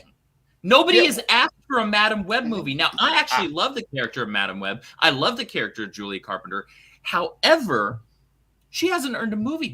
Nobody is crying out, asking for that movie. What people want is to see where they go with Tom Holland's MCU Spider-Man. What a lot of people suddenly all of a sudden want, though they talked a bunch of shit before, I don't know where they were back in 2014, but now people want an Amazing Spider-Man 3 movie. So they have to earn these other solo character films. Exactly. They're just pulling them out of their ass. Oh, that's the exact point I was going to make. So since that did so well, and this is how Sony is, and I've seen how a lot of these companies are. I've done concept artwork for different places and stuff, and how they operate is just it's comical. It straight up is. They think because they have access to this library of Spider-Man characters that they could just pick any character, throw it at the wall, and it's going to make money. That's not how it works. They proved it too, like this. Like you said, they gave us something that we all liked. We got 3 Spider-Mans in one movie. Everyone's like, oh my God, Garfield did amazing in it. We got to give him another chance. Everyone wants to see one more with Toby just to close out his story properly, not just how they did it in this one, but like there are ways of doing it. Now, as you do that, like you were saying, you introduce those other characters. You could have Madam Web in there, especially now it's a multiverse thing too. You could play around with these concepts. If it doesn't fit properly with Tom Holland's, let's say, you could just keep it in the Garfield side of things. You know what I mean? Like they have stuff to move around and play with. People wanted Black Cat so badly from the Garfield side of things too. You had her in there. What's her name? Felicity Jones was already cast. She was there. Yeah, that's her name, right? The one from Rogue One. But like they dropped the ball. Why? Because like you said, those other 2 movies were not good. They didn't know how to handle certain characters and shit. Like visuals were great. Spider-Man moved fantastic. I think Amazing Spider-Man 2, he looked truly stunning. Like that whole opening, him swinging in the city, all that stuff was beautiful. But the Peter aspect was kind of screwed up. They messed up. The villain was horrible. They got a second chance at it in this one, and in the last one that they did there with Jamie Foxx. But again, they have the right pieces now. They just need to do it a proper way. You feed off of it, like you said. One more Andrew Garfield one. Put Madam Web in there, or a little bit, or elements of it, if that's what you truly want to do. But yeah, Black Cat needs. If you're gonna do it, again, it's another character, fan favorite. I have her first appearance too. Like again, I'm a huge Spider-Man fan. I was supposed to work on the book, you know. Again, there's so much lore and stuff, so I'm very protective of those characters, particular myself. But yeah, I don't know. Same here, There's ways man. of doing it. Oh, I'm sorry. What was that? Oh, I was just saying, same here. I was agreeing with you about being protective of the lore. That's all. Yeah, but and again, like they have those elements, but instead they're doing the wrong thing. They're cherry picking characters. Like all of a sudden they want to do Kraven's Last Hunt or whatever. It's like why? It doesn't make sense. Do another Spider-Man movie. Introduce the character. Let's see who he is. Break it down for people, not just we're going to do an origin story on a villain. Okay, why? I don't know. It's such a weird look. I consider Kraven's Last Hunt the best Spider-Man story ever told. I love it. Mm-hmm. It's awesome. I got it Christmas. I got the hardback edition Christmas 2007 or 6. It's just been this personal favorite forever. And so I would love to see it on screen one day. But I firmly believe you need a minimum of 4 to 5. Well, this is how you can say it like that is. You need at least a minimum of 5 films to do this shit. Because how can you say a minimum of 4 to 5 but not have an actual number? I digress. Mm-hmm. So my point is, though, you need an actual number of films to introduce Kraven. And you have to have him disgraced multiple times because he is a proud character, a hunter. He comes from royal blood. He's, got that kind of ego. You have to disgrace this man to the point where he has to kill himself. You cannot accurately depict Spider-Man's interactions with this guy in one movie to want to make him kill himself. Because what you would do is have a really jilted, quick, a 2.5-hour movie where Spider-Man basically embarrasses a guy and then he shoots himself. And you're like, what the fuck did I just watch? Not Kraven's Last Hunt. You watched bullshit is what you watched. Yeah, no, it'd be weightless. Oh yeah, but it wouldn't have the proper narrative gravity. Of course not. No, and the subject matter is too much, I think, for film anyway. Especially if you go right out of the gate with that. Oh my God, no, you can't do that. And you need the thing is too, you don't even have a Spider-Man who's there yet, because you need a Spider-Man that has a wife. But one of the key characters of the story is Mary Jane, being on, looking for Peter, waiting for Peter. Yeah. Days and days he's gone, he's buried, presumed dead because he fucking was. Like, well, look, without getting into the argument that is one of the few things that Jeff and I disagree on, without getting into that with regards to the Amazing Spider-Man, that universe is the place where a lot of these other characters and a lot of these darker stories that Peter has been through over the course of all of the comic books fit far better because they're more grounded. Kraven's Last Hunt fits better in there. Morbius actually would have fit better in there. Doing a story with Venom and Carnage fits better in there. Yeah. I would say one thing, though. I think the Kraven Last Hunt would fit better in the Toby universe. You get Sam Raimi to come back and do it, because he could do it the proper way. Those darker elements, the twisted aspects of it. I think that would be more of a perfect fit. That's my opinion anyway. Plus, you already have the MJ angle there, and he established that they're together. It's funny. It's like you're both saying things that I would want to see or want, I agree with, because it's like Raimi. That's my preferred Spider-Man trilogy, even though I don't like the third one that much. And I'm all about Tobey Maguire Spider-Man, what that represents, that universe. That was what I grew up with. And the thing is, it's not about just being nostalgic for it. Like, the first two are legitimately good, and the second one is legitimately great. It's not just like the second one's about as perfect of a comic book movie as you can get. Oh yeah, exactly. Like, that movie is the highest of highs for Spider-Man. And that's, I know this is weird to say it like this, but that's why no matter how many bad Spider-Man movies they make, I can always go, but they made the perfect one time, and that's all I need.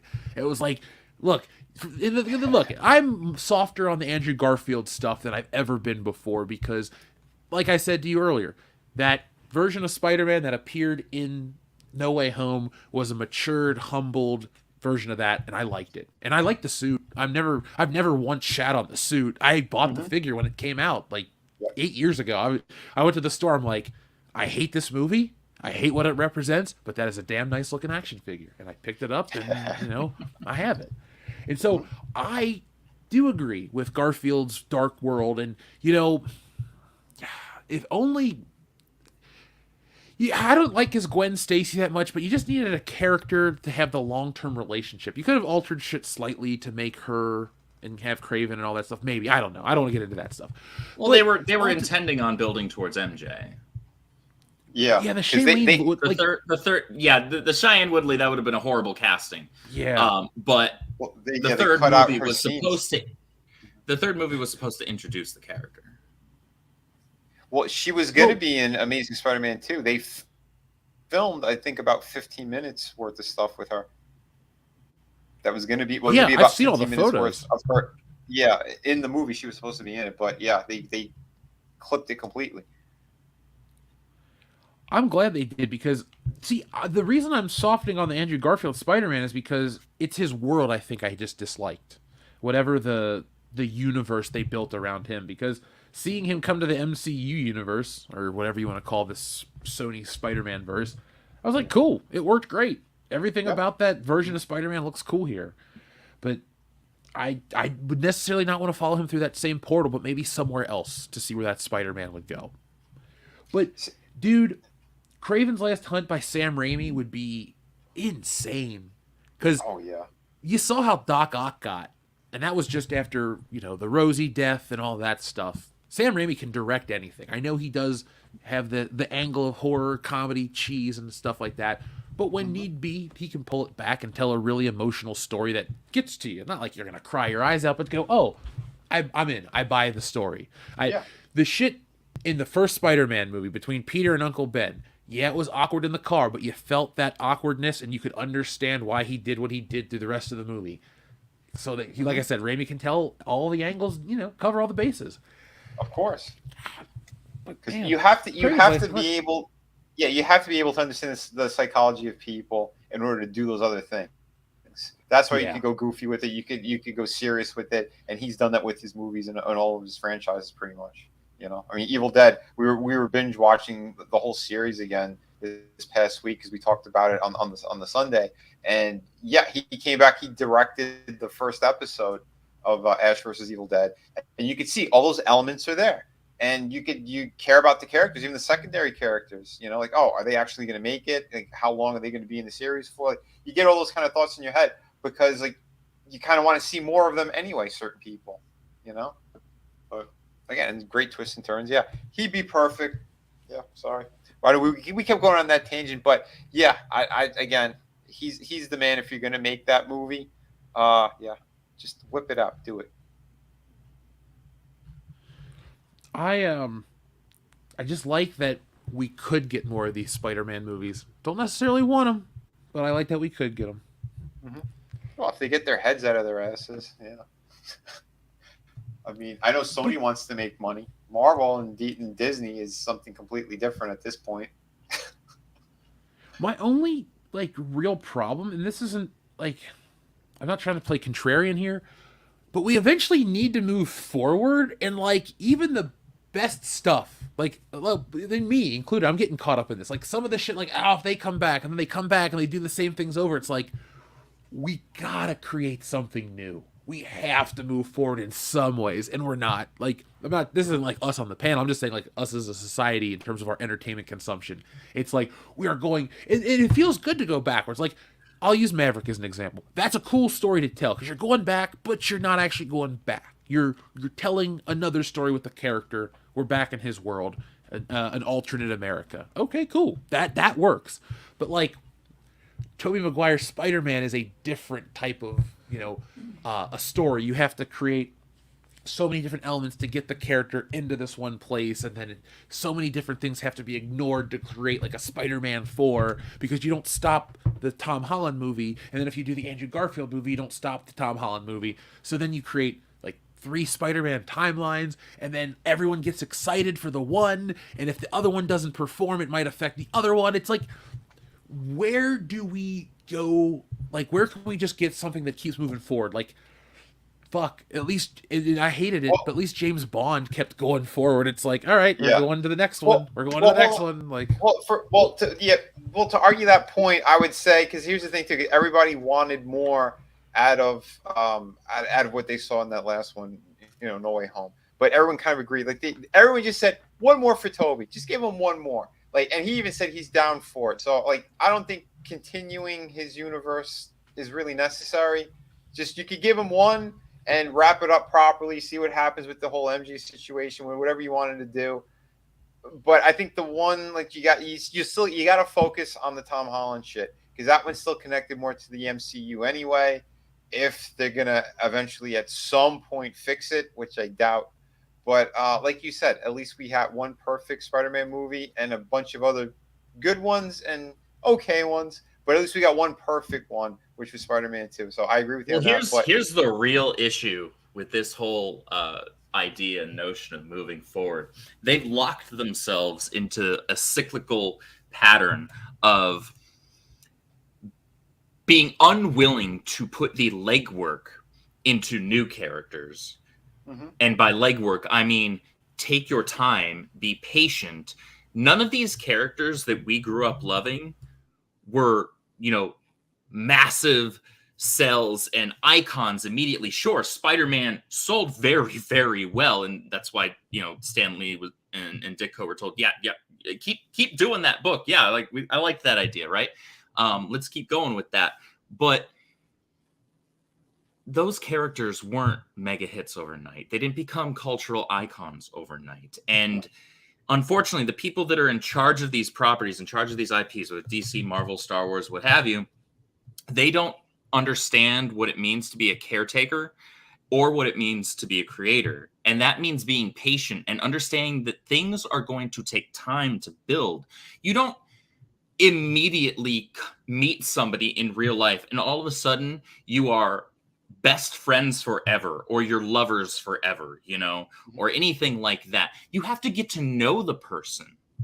And it's no different with fictional characters. We grew with Luke Skywalker over the course of 3 movies. We grew with Spider-Man over the course of 800 issues of a freaking comic.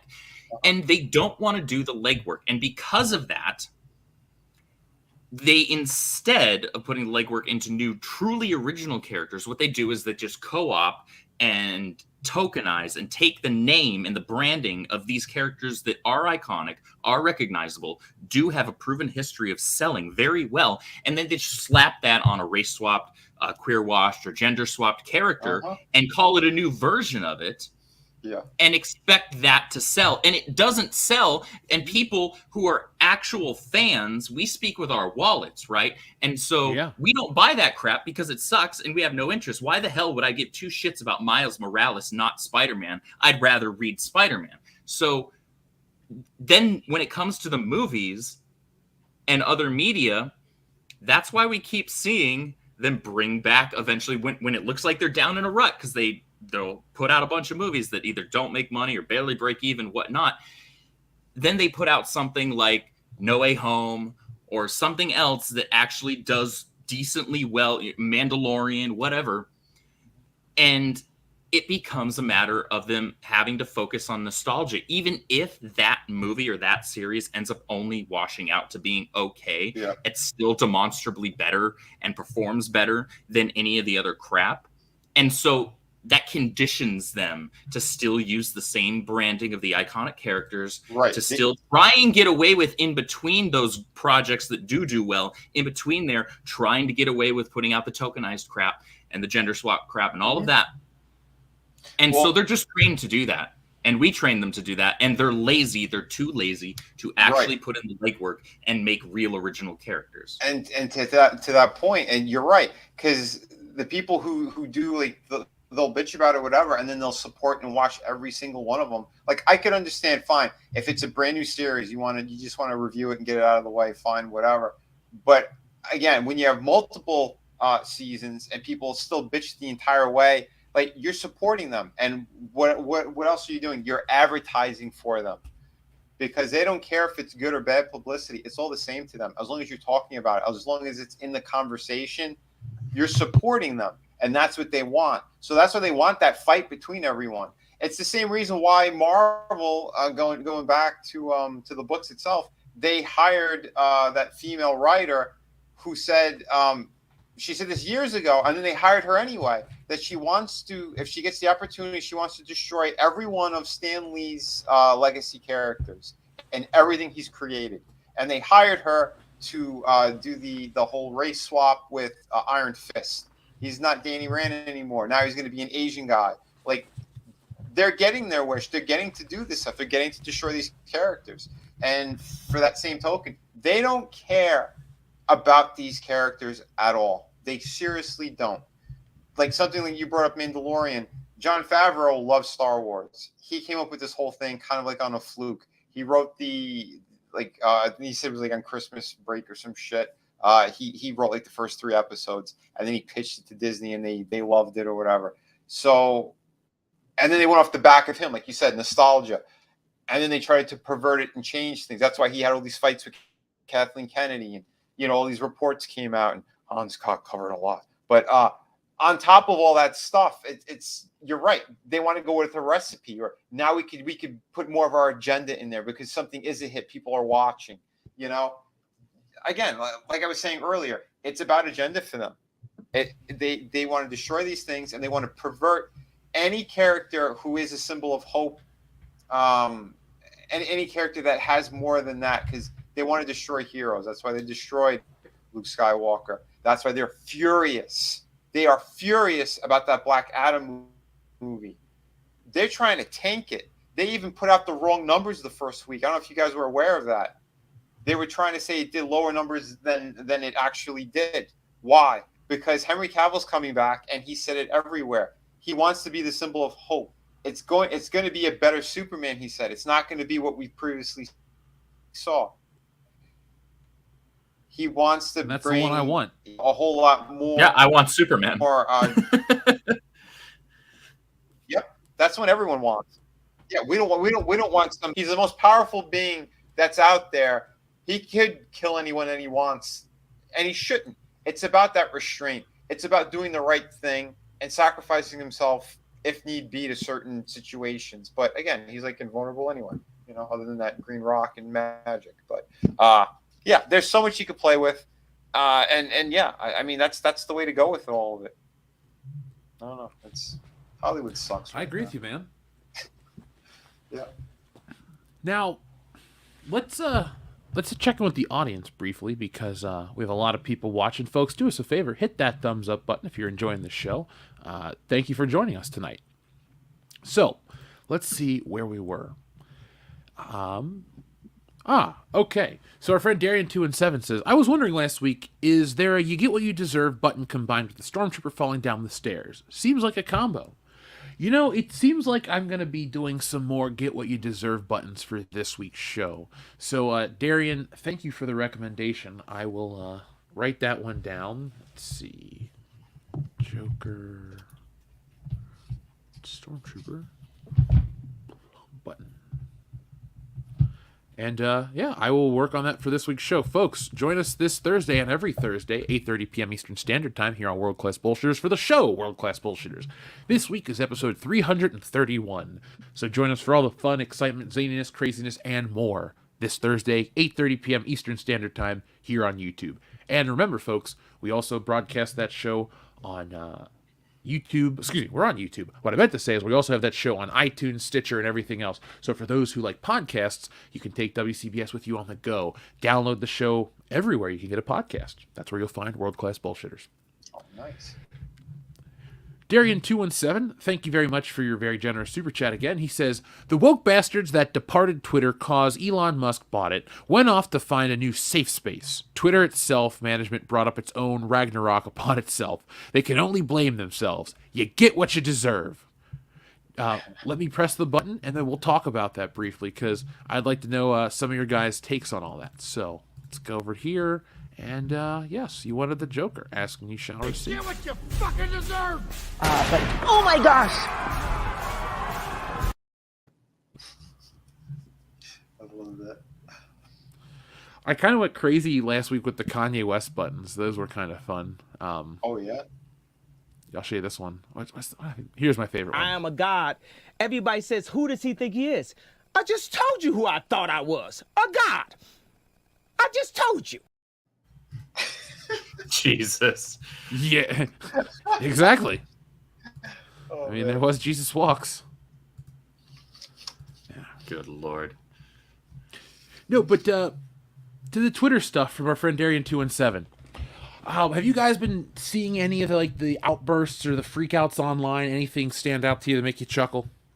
What makes me chuckle is all of the lefties screaming and bitching into the wind and punching air and claiming they're all gonna leave Twitter en masse and delete their accounts. And you know how many of them had? Just a handful. Didn't some celebrities leave or something? Well, my favorite one. Amber Heard did. Oh, she did. Well, yeah. All the turd jokes that were coming her way now that weren't going to be canceled. No, she had them coming. Yeah. Oh, yeah. But no, my favorite was the Stephen King one that he started bitching. He's like, "Oh, blue check marks have to pay $20 a month now." He goes, "I'll leave. Fuck him." And then Elon responded. He's like, "Well, how else am I supposed to make money? All of our advertisers left." He goes, "How about $8? Could you do $8?" And then he put like a smiley face, and he's been trolling him all day about that. Dude, excellent. Yeah, Elon handled it better than I would have. I would have said, you're Stephen King. Yeah. I think you can afford $20. Yeah, and if don't you be can't, such a bitch. the people... I would just say to him, if you can't afford $20 a month, and the people at Warner Brothers truly screwed you over. Come on, man. Yeah. All that It money he made from the fucking 2017 one alone became one of the highest grossing R-rated movies ever. Yeah, that was all the books he sold. Shit, I paid enough. I bought enough Stephen King stuff that he made at least $20 in royalties from me alone. So, come on, bro. No, I only asked because with Halloween being this weekend, we had a Halloween party and did a bunch of other fun horror-related stuff. So I haven't really paid much attention to the news, the trades, the stuff about Elon Musk. I've just been taking care of the Tits and Art stuff and, enjoying my favorite time of the year. But now, that's over, so I'll go back to being miserable. Actually, no, I'll be fine. Wow. Jeff. How could you be miserable when you got tits? The main focus should always be tits. You got that? You Dude. could quote me. Hans Cox says your main focus in life has to be tits. And art, folks. Go to titsandart.com right now. Hans art. Cox sent you. No, dude, I had a blast though. I usually go into the more like personal Jeff related stuff on the WCBS show, but yeah, folks, we had a Halloween party. It was a blast. It was a costume party, and Jesse and I were Burt Macklin and Janet Snakehole. And if you know Parks and Rec, then you know the costumes. So there you go. I don't know if I tweeted anything out, but it's too late for Halloween now. So next year, You'll build up a stock of backlogged photos. yeah, it's like, hey guys, Put out an remember I album of Jesse and Jeff Halloween photos. they're just, it's like us at a party, me in an FBI jacket. You know, if I didn't have the FBI jacket, I look like a driver's ed instructor. Wow, that's a image. But you know, the funny thing is, when I have the jacket on, everybody knows who I'm supposed to be instantly. I was out trick-or-treating. We took these kids yesterday trick-or-treating, and people were like, hey, it's Chris Pratt. Hey, it's Burt Macklin. Hey, it's this, it's that. I'm like, cool. So it worked. Nice. Well, then you did your job. Right? Oh, Andrew, you'll appreciate this, though. There was this kid that was like walking with a little boombox, and I was like, I looked at him for a second, and I was like, are you Peter Parker from that one scene in Spider-Man 3? And I like, then all of a sudden that song started playing. He's like, yeah. Like Yes! no one knew that. Yes, that kid's dedication. He got his hair cut just like Tobey Maguire. That's amazing. He had did a the little freaking suit. scene hair. Yes. Holy shit. So I don't really interact with younger people, but Bully Maguire is like this meme on the internet. Oh, I it's just a never- huge meme right now. Yeah, and so I will see it in like videos. I'm like, oh, Bully Maguire, haha, you know, Spider-Man 3, I was there. And so I just didn't realize that kids at that age would want to dress up as a meme and be Spider-Man 3 Tobey Maguire. I thought it was awesome. So That's there's excellent. hope for the future. TLJ Screwjob, thank you very much for your generous super chat. He says, it's one thing for Kent Nelson to talk with the helm, to talk with the helm of Black Adam. I can let that slide. Namor equals entirely different. Imagine if Tony Stark got kidnapped by aliens and stole Iron Man's suit. Didn't make it. So I get it. Now, folks, you're going to like the video I put out on Thursday because it's about the importance of keeping these characters true to the source. And it's not about keeping it true to the first appearance. Like, look, I don't want Spider-Man with web armpits. I don't want Superman with the old symbol on the chest that looks more like a postage stamp than a Superman crest. I don't want Batman with purple gloves. I don't want that shit on screen. But what I do want is a celebration of the truest version of the character. Or sometimes I want an adaptation of a great story. We keep going on about Spider-Man 2. That adapts Spider-Man 50. Spider-Man No More. So that's even, more of a singular story. But there are other ones, like Dark Knight is very much The Long Halloween. What else do we got? Off the top of my head. Civil War is based on Civil War, but very different. So that's a little different. Yeah, it is very loosely based on Civil War.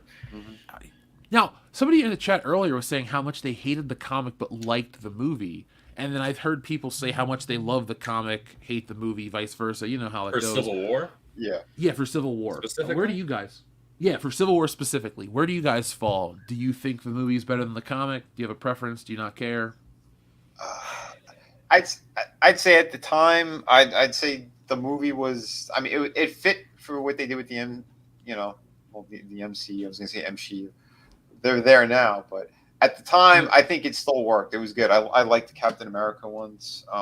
Winter Soldier was fantastic, but Civil War. I enjoyed it. I liked it a lot. It introduced that Spider-Man. It introduced Black Panther. Like it still worked. There was a lot of great elements in there. And then the whole thing with the Winter Soldier and Tony's parents and all that. But the comic itself, for when I read it, because they use like a lot of cannon fodder type characters to tell their story, like in the beginning too. But I don't know. I can still appreciate the comic. But again, I think the comic book had so many different spin-offs and stuff too that I didn't follow all of it. I just read the main story. So. And I kind of got glimpses of other stuff here and there, but I can respect them both for what they are. I think the issue with Civil War, the comic book, for me, is that it was pretty on brand for Marvel events, honestly, for the last however long, like really long time, in that it's a lot of convoluted shit that sometimes does not have any clue where it's going at any given time. And it requires way too many one-shot side issues for you to actually get context of even some of the more important characters, like not just some side characters, because okay, that's fine. Maybe these B tier characters that don't have that much involvement in the main book, or the main story, they do have some more important parts to play, but we don't see that in the main book, and it's fine. It doesn't take away from the main narrative and the main story that's being told. If you want more of that, if you want that as kind of an appetizer or a side dish, you can get those one shots. But a lot of the main characters that were integral to the main story, you needed to read the one shots. And so that was irritating. I think with the movie on its own is fine. I enjoyed it well enough. It, on the one hand, being first and foremost from comics, I'm annoyed because in order to truly tell the story of Civil War, you need a lot of characters there that the MCU just did not have access to. Yeah. You can't do that story properly without the X-Men. You can't do that story properly without a lot of characters. Honestly, that could have been a good setup for Carol Danvers if they were smart, because Carol Danvers was initially recruited to Tony Stark's side of the Civil War, and it wasn't until after the fallout of Civil War, this was during the Brian Reed run of Miss Marvel, which is a phenomenal book, by the way. I encourage anybody who just wants to read a good book to read that. She winds up realizing that was a big mistake, and she really regrets and struggles with those regrets. And imagine Carol Danvers being a character that believes she makes mistakes, and bad ones, big ones at times. That character was there in the books. So could you imagine if they got an actress who could actually act and not just be a piece of cardboard? Like the one that they had for the stand-in in that alternate scene, she was fantastic, gorgeous. She looked like a believable Captain Marvel, and they didn't use her. Yeah. Those were the days. Right. Now, when I was in high school, I was in high school when the series was coming out, but I took my high school graduation money and I was at the Half Price bookstore and I found most of I'm not talking just like the main 6 Civil War books, I have those, but like all the spin-offs, I picked those up for $0.25 to $1 per book. And so like I was reading like Civil War, the Ben Urich book where it's just the news reporter going around talking to people on the ground. I was reading the villains books, like pretty much everything, just because I got it for so cheap. And that was like I was already reading comics, but that was like the first mini series that I went back and got everything for, or at least as much as I could find. And so what it did was it amplified my interest to pick up every big Marvel event for the next couple years. I went through Siege, I think, because Secret Invasion, I liked that one, and I bought a decent amount of those books. And then I even got excited for Avengers. I liked Avengers versus X-Men as well. Yeah, I mean the big summer events for in the early part of the 2010s, late part of the early 2000s, they weren't bad. I mean, people talk about woke agendas and Marvel and stuff, and people doing coffee talk. Like that's more like post 2013, 2014 crap. There was a small window of time in the beginning of the 2010s where the books were still solid. Like I think AVX is 2011, and I liked that book. That was pre all new, all different, pre Marvel now. Once they got into those initiatives, that's when Marvel just when they wanted to push the B side of character, they should have, like you said, no one wants to read Miles Morales if you have Peter Parker. So what do they try to do? They try to kill off those characters or write them off in different ways. Remember they had put an arrow through the Hulk's head so that they could have that Cho, Amadeus Cho. Like they kept replacing like your main tier. They had Captain Marvel kill Tony Stark.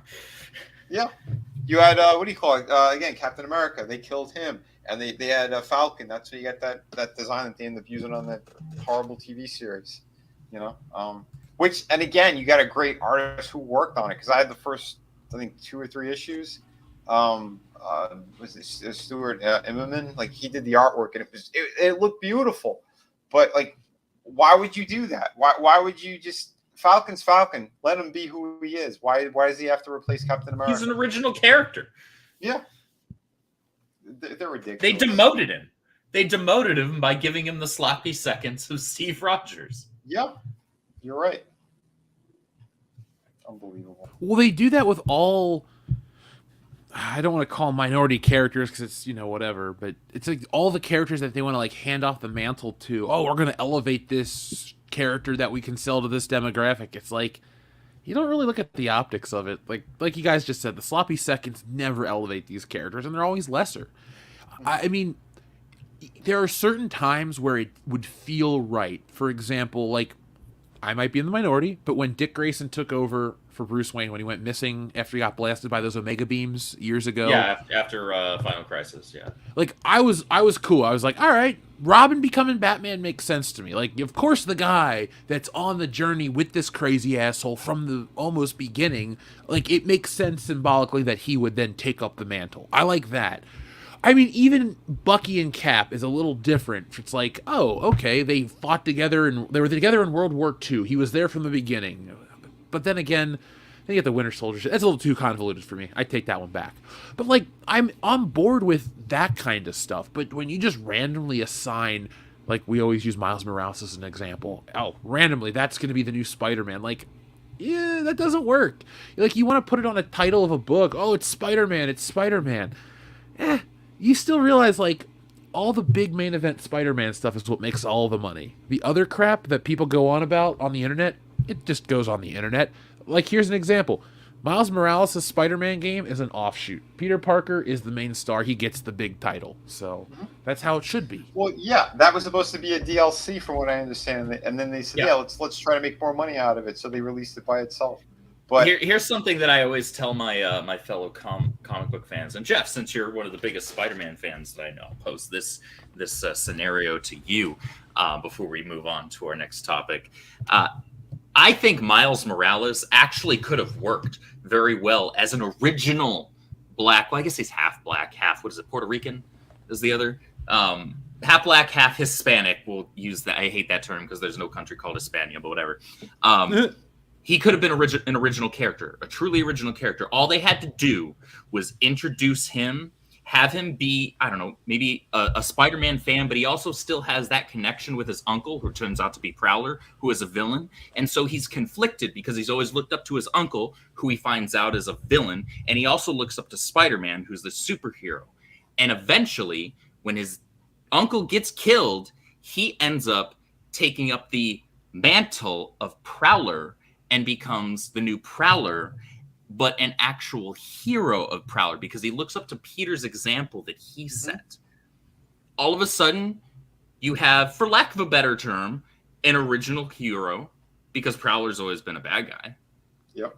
And you have a new character. And also, for Christ's sakes, quit trying to reuse Peter Parker storylines from Miles Morales. They give so much credence to guys like Eric and myself calling Miles Morales Peter Darker because they'll literally just copy and paste storylines.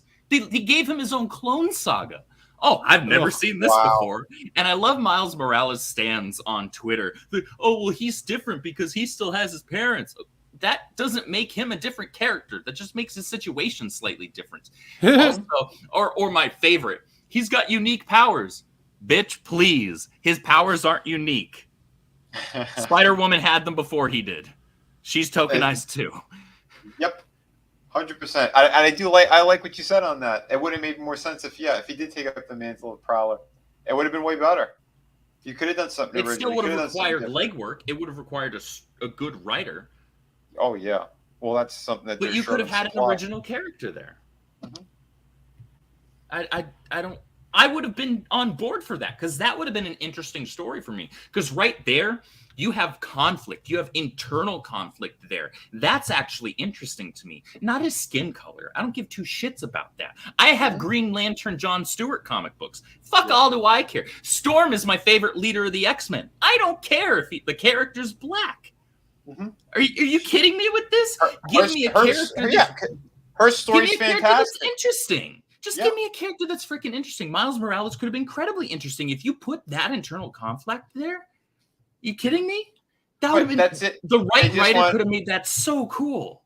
Oh yeah, but they want to check off boxes. That's what that was, especially at the time, because they wanted the more Hispanic people to pick up books, and they wanted more Black people to pick up books. That's literally what they had said in an article way back when they were first coming up with this character. Black people that were fans of comic books or even mildly interested in comic books already owned comic books. Exactly. Yes. They were already fans of not just Storm, but Spider-Man, Peter Parker. They were fans of Superman. They were fans of Captain America. They didn't care that they were white.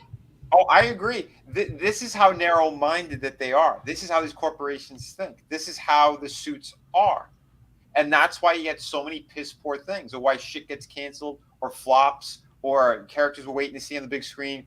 They can't do anything with them because you have people like that are the ones who are making these horrible, horrible decisions. It's just what it is, you know? That's why I've been saying it for years. You need to clean out Editorial from the top because they poisoned it all. Quesada brought in all these other scumbags and all these other people who were pushing agendas. He was the main factor in all that. You know, he destroyed Spider-Man, that, you know, No Way Home bullshit. But before that, too, he also screwed up other storylines. He's the reason why Michael Straczynski left. Because he decided what he was going to do. And Straczynski was like, no, I have the storyline I want to do. You know, Aunt May's supposed to die. This is the whole layout, what he wanted to do. And Quesada's the one who was like, no, we're not doing that. And then he fucking rewrote his story, one of his stories. And Michael was pissed and he left.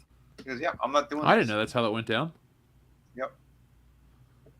It was Joe Quesada's idea to have Peter make that deal with Mephisto and destroy and completely erase his marriage to Mary Jane just to save his aunt. Which, I love Aunt May. She's an incredibly integral character to Peter and to the Spider-Man mythos. But if they were going to kill her off at that point, that could have been another major moment of growth for Peter, because he's had those moments. The death of Ben was one of those growth moments. The death of Gwen Stacy was one of those moments. That's when you don't bring those characters back, because that has to have a lasting, important impact.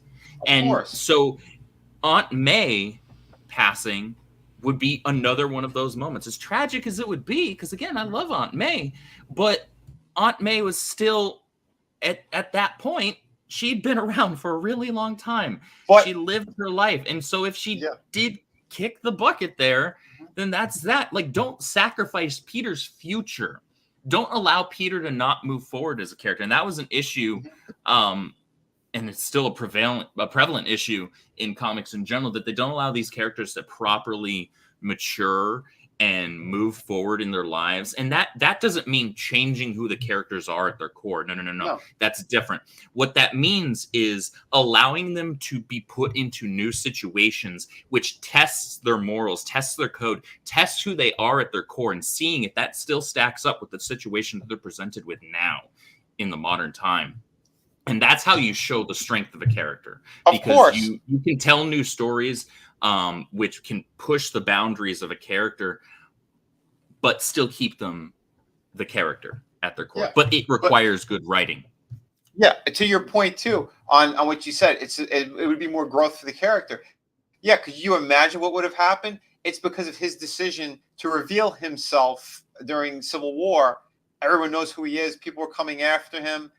Aunt May dies because of his decision to come out and say that he is Spider-Man. You know, that's going to put way more weight onto the character, way more for him to struggle with.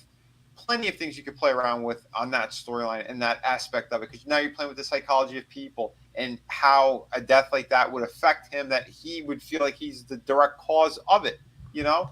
But on top of it too, and as juvenile as it sounds, Joe did it. They've already stated this multiple times. He did it because he was going through a divorce, and he wanted everyone to be just as miserable as him. People like that should not be in charge of anything. No, another example of that would be Tom King's Batman. Mm-hmm. He's got actual mental problems, and those started rearing their ugly head and showing exactly what his own personal insecurities were when he started writing Batman, Bruce Wayne, Batman, as an insecure, insufferable, ineffectual man baby, a bitch. Yep. It's gross. Batman, of all characters, Batman. The strongest, Like one of the strongest and smartest ones out there. That he's just a man, and he honed his skills on every possible fucking level to go against pretty much like gods. Some of the people that they fought, and he outsmarted. He went toe to toe with Darkseid. He didn't Exactly. beat his ass or anything, but he's got the stones to know that he is just a mortal human being. Granted, he is literally the peak of the possible human physical condition. However, he's not Darkseid. He's not a new god, and he still had the stones to stand up to him and bring him to a checkmate. Mm-hmm. Yep. That's the kind of person that Batman is, not whining about his fifis to Catwoman. Exactly. Cat, bat. Go fuck yourself, Tom. I'll give Tom King credit for one story arc, and that was the War of Jokes and Riddles. Outside of that, and after that, everything went downhill. That's one of the things that turned me off completely from all of that shit. It was so out of character on both sides of it. The whole thing too with the Riddler being shot point blank, and I'm sorry, there are things that drove me crazy about that I canceled the book. It's a piece of shit. Sorry. I don't like Tom King's writing, period. I've never given it more than an issue. Because this is weird to say like this, but like as much as I love Batman and still enjoy the character, I don't think I picked up a Batman book that I've enjoyed in maybe 10 years. But no, hold on, I can't go back that far because I like the Snyder Capullo stuff. Let me take that out. But like, let's go back like 6 or 7 years. I'm just like, I keep trying to check out the new Batman stuff. Like even with Rebirth, I'm like, all right, I like the art, I like the suit still, it looks cool. And I can't connect with Batman on the page. James like Tynion IV actually did a pretty solid job with his first couple of arcs. However, unfortunately, at that point, I decided I'm done giving the mainstream publishing companies my dollars, so I just stopped buying new DC and Marvel comics altogether. But I will say, Tynion was writing a solid Batman book when I left. Yeah, from what I remembered, I heard some good things. And the about art that. was gorgeous. The art was off the wall because it was Jorge Jimenez. Oh yeah, he's fantastic. And his were, if you read the Super Sun stuff, like his art is so freaking awesome. Oh yeah, I'll give you that too. That's one of the things. I wasn't really a big Superman fan, like reading all those books, but Super Sons I enjoyed, and the Lois and Clark one that what's his name, Lee Weeks was working on. It was right before the Marvel idiot came in there, Bendis. Before he came in there, before Bendis. Before Bendis was Peter Tomasi was writing Superman. Dan Jurgens. Dan Jurgens, I think, was working on not Superman. Oh, that's right. It went Tomasi, and then Tomasi was on the main Superman book. Yeah, the main one. I was talking about the Lois and Clark one. Oh yeah. Okay, that might have been Jurgens. Yeah, that was good. I enjoyed those. But as soon as he came in and they changed the entire creative teams, I'm like, yeah, I'm not buying this shit anymore. I think I got 1 or 2 books from Bendis. I'm like, oh, this is horrible. And Bendis was cancer for DC. Absolute cancer. He destroyed Young Justice. He destroyed the Superman family. Yep. Because of him, they stopped Super Sons, which was the best book at DC. Yeah, it was. I was enjoying the shit out of it. It was like almost like one of those kind of guilty pleasure books. I'm like, yeah, I didn't even think I'd like any of this stuff, but it was fun. Now, did he? Jeff, you might have to retitle this stream "Cape Shit" anyway. I mean, hey, I'm fine with that. We just need to get the hashtag Cape Shit going and trending every single week, folks. We just need a Cape Shit podcast. Do you want to start like a side comic book podcast? I've always wanted to. Dude, I'm here for it. Nice. Shit, I guess Not I'm even gonna have kidding. to. I guess what we could do is we could like task each other. We'll make it funny, but we can task each other with reading specific arcs or we'll figure it out. But folks, We'll text. yeah, we'll text. We'll put it on a podcast feed proper too. We won't put it on YouTube. You have to find it. Hell We'll have yeah. t-shirts though. We'll make it cool. Yeah, cape shit. And then I want to get successful enough to have Cape Shit the animated series. That's the end of it. Yes. So I don't know why, but yesterday I was like, "Hey, Batman is close enough to a Halloween movie because he wears a costume." So I put on Batman '89 for the first time in a minute.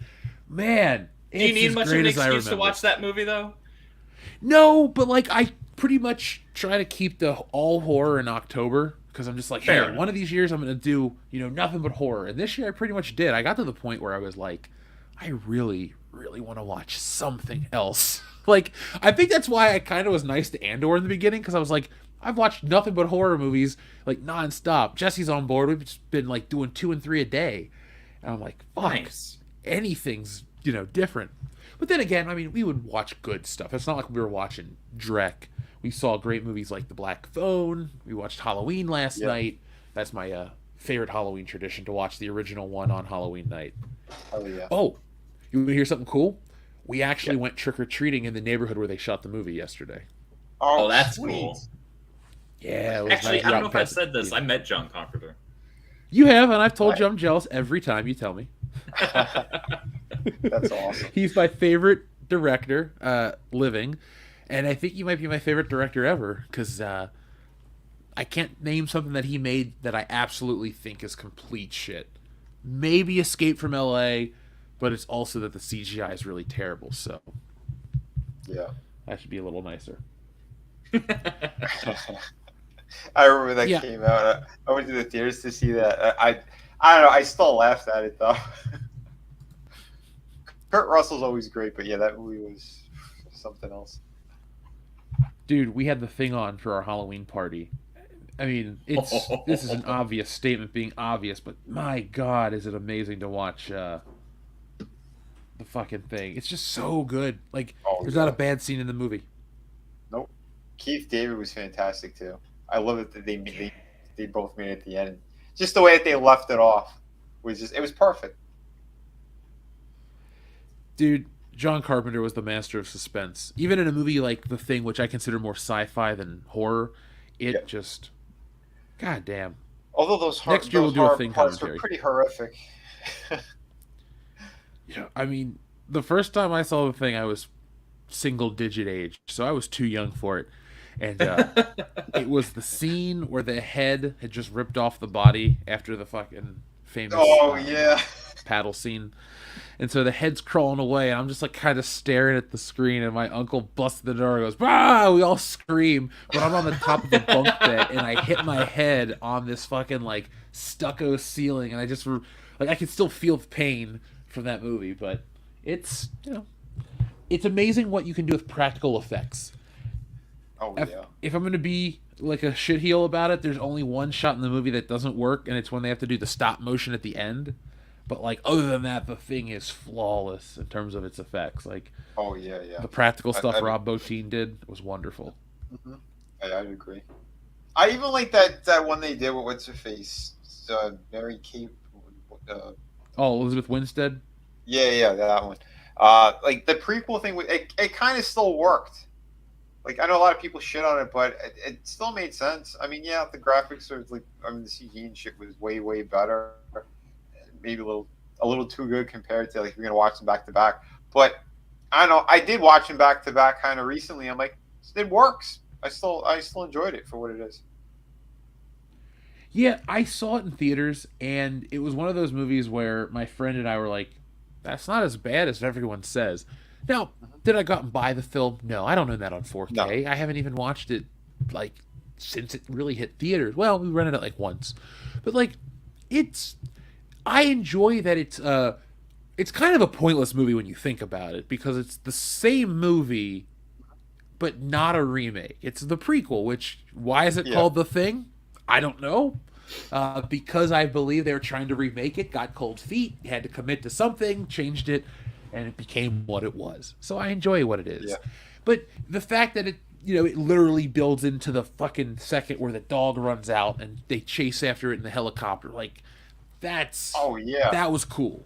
That was the stuff that made me respect it.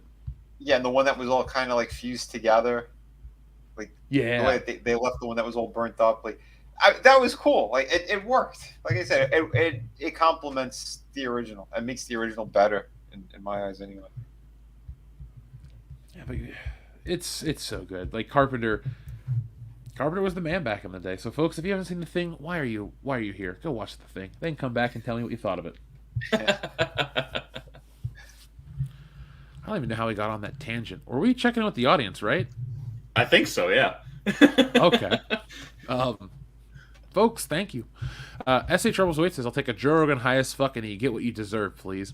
Well, you ask and you shall receive. I'm glad you guys like the you get what you deserve button. I will spend some time and make some for this week's show. Imagine if you gave a white supremacist 5 MEO DMT, and then as the first one, as they're exhaling, yeah. What a rush!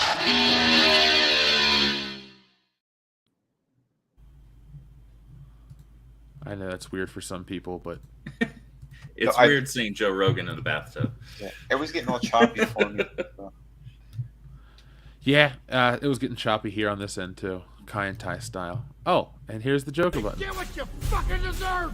But oh my gosh! I love that clip of the dude just getting lit up on the bike. Yeah, that's one of my favorites ever. I love it. It's Schadenfreude is the right word, I would say. I just was like, yeah, you get what you fucking deserve. You know what? One more time, just because. Get what you fucking deserve! But oh my gosh! Oh shit! I do that a lot. I got the Loja button, and I hit that maybe way too much during streams. Not okay. Thank you for 200 likes, chat. Thank you. All right, we got there. Sweet. Folks, we're gonna start coming up with reward tiers. It's like, hey, we hit this many likes, we're gonna do something special for you guys. We're gonna bring back that kind of fun. So let me know what's up. I will. Honestly, I'll get a couple things lined up with my schedule, change it up, and we'll do those Good Morning Pop Cultures. I still owe you 6 of them. I'll throw in an extra, so we'll do it for a week. Only 6? Only 6. Oh, okay. Thing is, when I say do it, I'm gonna try to do it in the original time zone of so the East Coast can get it as a radio show. But okay. If I can't, then I'll just do it at 7:45 or 6. Wait, was it 7:45? Yeah, it was 7:45. I'll do it 7:45 this time. It'll be like a mid-morning show. So when you're having your morning coffee at work, you're like, oh shit, good morning, good afternoon, pop culture's on. Welcome to the show, folks. If you're working and lurking or enjoying it at home, I don't know. We'll find a way.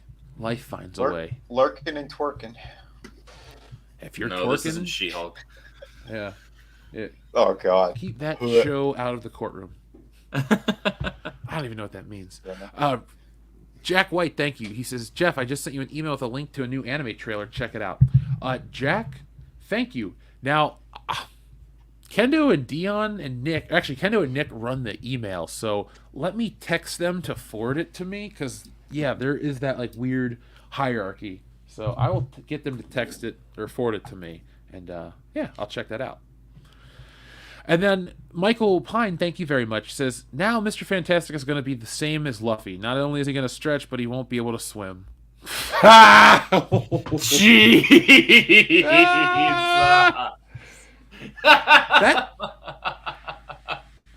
That's the win of the night so far.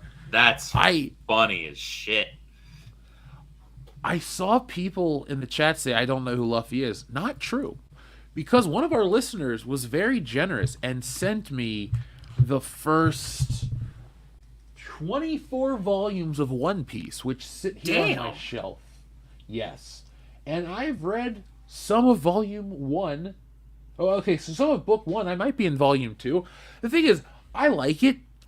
It's something I'll pick up, I'll read. I'm like, oh, I'll read this, and I get a couple pages in, a chapter or two, and then I just don't pick it up again for a while. But I don't talk about it, but I do enjoy it. It's kind of like, I can't call it a guilty pleasure. It's just, it's cool. So, Kyle Denson, thank you very much. Black Adam is the weirdest outcome. I thought Hollywood would embrace the movie because they race swap 2 characters. I guess they eat their own. They do. We know that they eat their own. We have plenty of precedent for this. You have to with these ideological weirdos, you have to be 100% lockstep with their ideology 100% of the time, or they will go after you if you put a foot out of line or a pinky toe out of line. That's just how it is. I don't like that. Yeah, that's why they don't have friends. Only allies. Allies are temporary. Well, folks, I make the eat their own joke in Wokebusters. First quarter 2023. Oh boy. I do it a little. Well, I do it very literally because why the fuck not? It's my story, and it's funnier when monsters eat monsters. There's blood, there's guts, there's bones, there's feathers. It's messy. WokebustersComic.com. Check it out. Now, yeah, I will have a lot more to talk about very, very soon. Now, I guess we've said enough about Black Adam, but I thought the people would embrace the movie too. It's just maybe, like you said, it doesn't send the right message. It doesn't have a message. Exactly. It's just a movie, like it should be. It's just an action flick, and that's what you really want. Not everything that's just an action flick or just a story is going to make, Top Gun 2 money. Maverick was a unique event. But it's nice to get these kinds of, it's just a movie type of thing instead of, oh, this is the cultural event of the season, Black Panther, Wakanda Forever. It's like, you're turning me off, man, because it's just a movie. Like, this isn't going to change the world. If I go see this movie or if I don't see this movie, like, are my taxes going to get, removed? Do I not have to pay taxes moving forward? Do I get to, basically be like the guys from Armageddon minus doing the work? Yeah, there you go. Like, please stop. Don't make these movies these things because, I don't know, you make it hard to want to, like, partake because I don't agree with when you put like beliefs and personal values into these marketing things, and if I don't agree with them, it's like, well, then I can't get on board with your product because I don't agree with this preachy sanctimonious shit about Wakanda. Like, have the nerve to make a Black in America movie or just shut the fuck up and make a fictional African country. Like, yeah. We're all on board with a fictional African country. It's not an issue. Just like, don't try to use it as like, this is what we're like, shut up. All right. Again, remember who created Black Panther. Remember who created these characters and wrote these stories. Like, you're kind of... Go, what is it? Milestone Comics and Dwayne McDuffie and those guys. If you're looking for that kind of a story, adapt Static Shock. That was a good cartoon. I'm all on board. Virgil Hawkins, bring him out. Just, like we were talking about the X-Men and the race swapping. Please, Bishop, I will watch Bishop be a part of the X-Men. If you have to make... For some reason you need representation on the X-Men, which you already had, just do it where Storm and Cyclops co-lead the team. Or have 2 teams. Have Blue and Gold team in a movie. There you go. Yeah, all you have to... The X-Men's built on that. Literally. Oh, yeah. All you have to do is bring in the separate teams. Tell separate stories.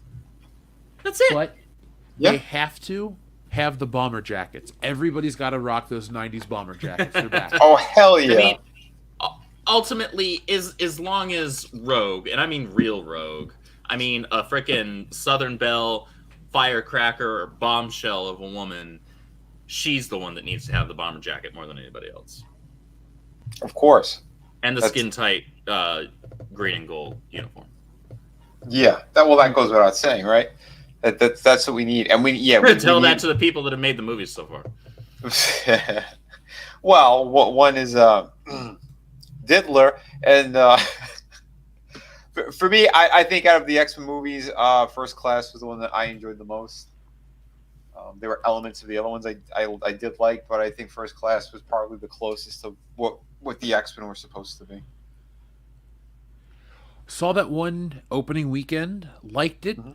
I liked Days of Future Past the best of that trilogy, and I absolutely was Apocalypse the follow up to that one. Oh, I don't want Because to that talk was about any. I don't want to talk god-awful. about Apocalypse or I was dragged to see that Dark one. Phoenix. Oh God, those movies. Oh yeah, Dark Phoenix. Yeah, that. Dark Phoenix was even worse. Yeah. Yeah, Those were it terrible. was. Those are They're really just- bad. I really It's a like shame. Days of Future Past, man. Like, I'm so sad that the follow up was that bad. Well, it was a good movie. Days of Future Past was a very good movie. I just had to, in order to enjoy it, I had to forget that I had read Days of Future Past. Because it's nothing like the story. Oh yeah, No, it's not. It's absolutely nothing like it. It's still a good movie. And so I can separate those things and Yeah, I thought it compartmentalize, was okay. but it's not the story from the book at all. Yeah, it's crazy with all this shit. But and that's the other thing too. This is why Marvel hasn't touched it yet, because the license, well, not the license. I'm sorry, the contracts have not expired yet. So if they were to do another X-Men movie like right now, they would have to use the cast that was in Dark Phoenix. I think it might be 2025 or something when it expires, if I remember correctly. Because I did hear it a while ago. But yeah, this is why they haven't jumped on it yet. Everyone's like, well, they got Fox back, so the X-Men is theirs again. How come they're not doing anything? It's because they can't. So that's why they're teasing everybody, and they're going to try to whet everyone's appetite with like bringing back the '97 cartoon. Hugh Jackman, since again it's still under that same umbrella. That's why they're pulling him into Deadpool. They said, "Fuck it, if you want to do it." I mean, they had to convince him, but you know, Ryan's like, "Come on, man, this might be the only shot we have left of making one more Deadpool movie." So, yeah, that's what it is right now. Because people are all scratching their head, like, "How come they didn't do it? How come they were waiting for cameos?" I'm like, that ain't ever gonna happen. Those cameos aren't happening because it's not. It's going to be those other people. Do you want Sansa Stark as fucking Jean Grey? I think they want to go with a whole new direction. So they got to wait. Now, Andrew, we were talking earlier about the actually on Twitter we were talking about Star Wars, and I think we should transition a little into that because I think that's a was good spot to slot into. I think we had an interesting conversation. So, do me a favor, remind me because I'm reading through the chat real quick. What was the genesis of this conversation, if you remember? Well, the genesis of this conversation was a CBR article. They actually had a pretty funny title. The long and short of it is that the title is the details surrounding the Damon Lindelof supposed, I'm putting those quotations there, Star Wars movie shows that Disney hasn't learned its lesson. And without reading through the entire article, basically the writer of this CBR article says that Disney is too focused on sticking within the Skywalker era, so that era between the prequels or within the realm of the prequels through the sequels. So apparently this next movie that, who knows, it might end up being vaporware alongside Half-Life 2 and StarCraft Ghost. If you're a gamer, you know what that means. It means it's never going to happen. Just like Ryan Johnson's trilogy, that's never going to happen. But supposedly it's going to involve characters from the Disney trilogy sequels. Now, I agree with this article to a point, and I think, Jeff, what we were discussing was that initially, at face value, the article's pretty thin. It's basically just saying Disney has an obsession with just sticking around with the Skywalkers because this goes back to that thing we were talking about earlier with recognizable branding, recognizable names, and them just using that as a crutch. However, this is the same Disney that told us that they don't have mountains of source material to work with and tell new stories. The same Disney Lucasfilm that threw out the entire EU with both hands on day one of acquiring the property. You could tell... Which was so brilliant. Yeah, you could tell an infinite number of stories in Star Wars that has absolutely nothing to do with the Skywalkers. This has nothing to do with even the same century that the Skywalkers exist. You don't even have to go into the New Republic era or the New Jedi Order era and deal with the Skywalker Grand... Well, we can't do that now, that's for sure, considering what they did. But you could go backwards, and I'm not talking their garbage High Republic that nobody cares about and doesn't sell. You could go super far forward beyond the Skywalkers, or you could go really far back into the Old Republic, which is my shit. That's my era, the Old Republic of Star Wars. That's where the bulk of my Star Wars knowledge resides.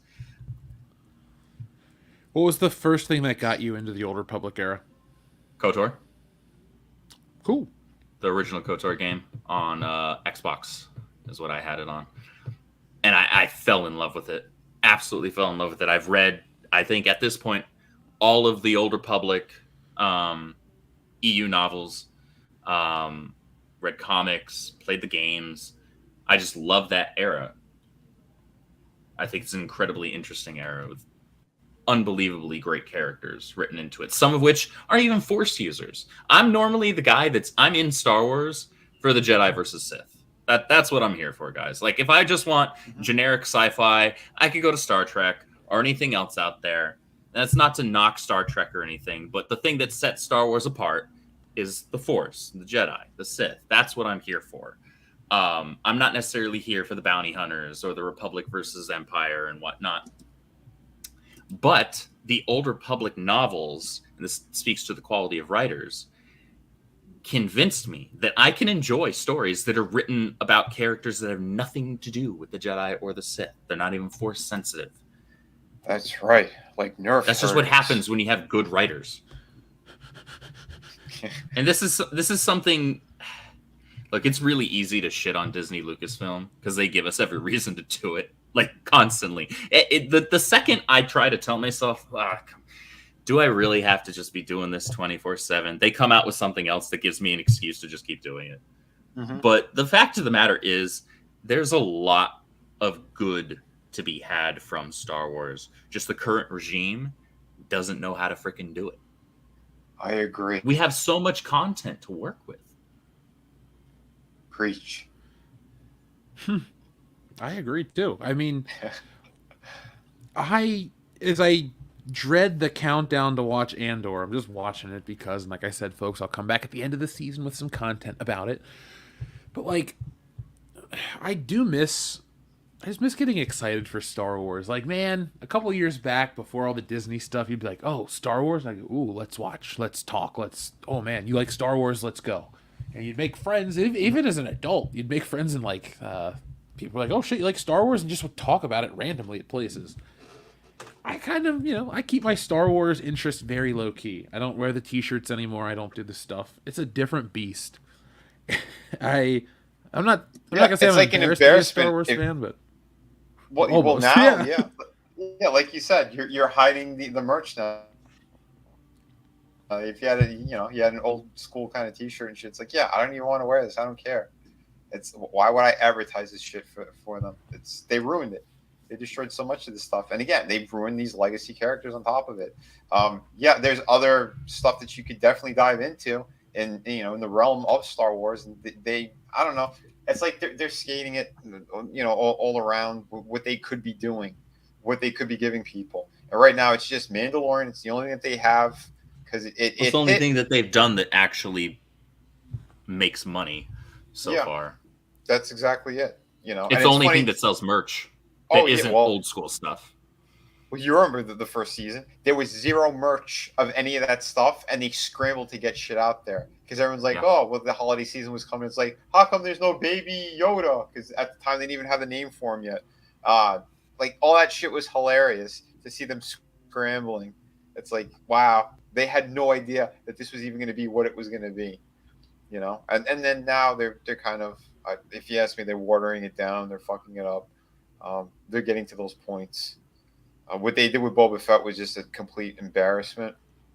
The only episode that was like really worth the fuck was the Mandalorian episode. Yeah, the only episodes that were worth watching were the ones that don't have Boba Fett in it. Are ironic. Yep, that's exactly it. And that's a shame. Right there tells you they don't know what they're doing. I'm really mad that I watched what I watched of the Book of Boba Fett. Like, it's redundant to bring it up every week, but it's just so like, it's like, why the fuck did I spend that time? And don't get me started on Obi-Wan. Like, there are times where I'll be like, I try to forget that I watched that show. I do too, but dude, I'll be out at the store and I'll see like a Reva figure or something. I'm like, man, that show was real. Oh, it was like a really bad dream. Nobody, like, outside of like crazy assholes and shill people, like nobody really liked that show. It was the last two were so bad. I don't know. None of this shit makes sense to me. What they're doing, like they're bringing back these characters just to destroy them further. It's really. How do you fuck up Obi-Wan?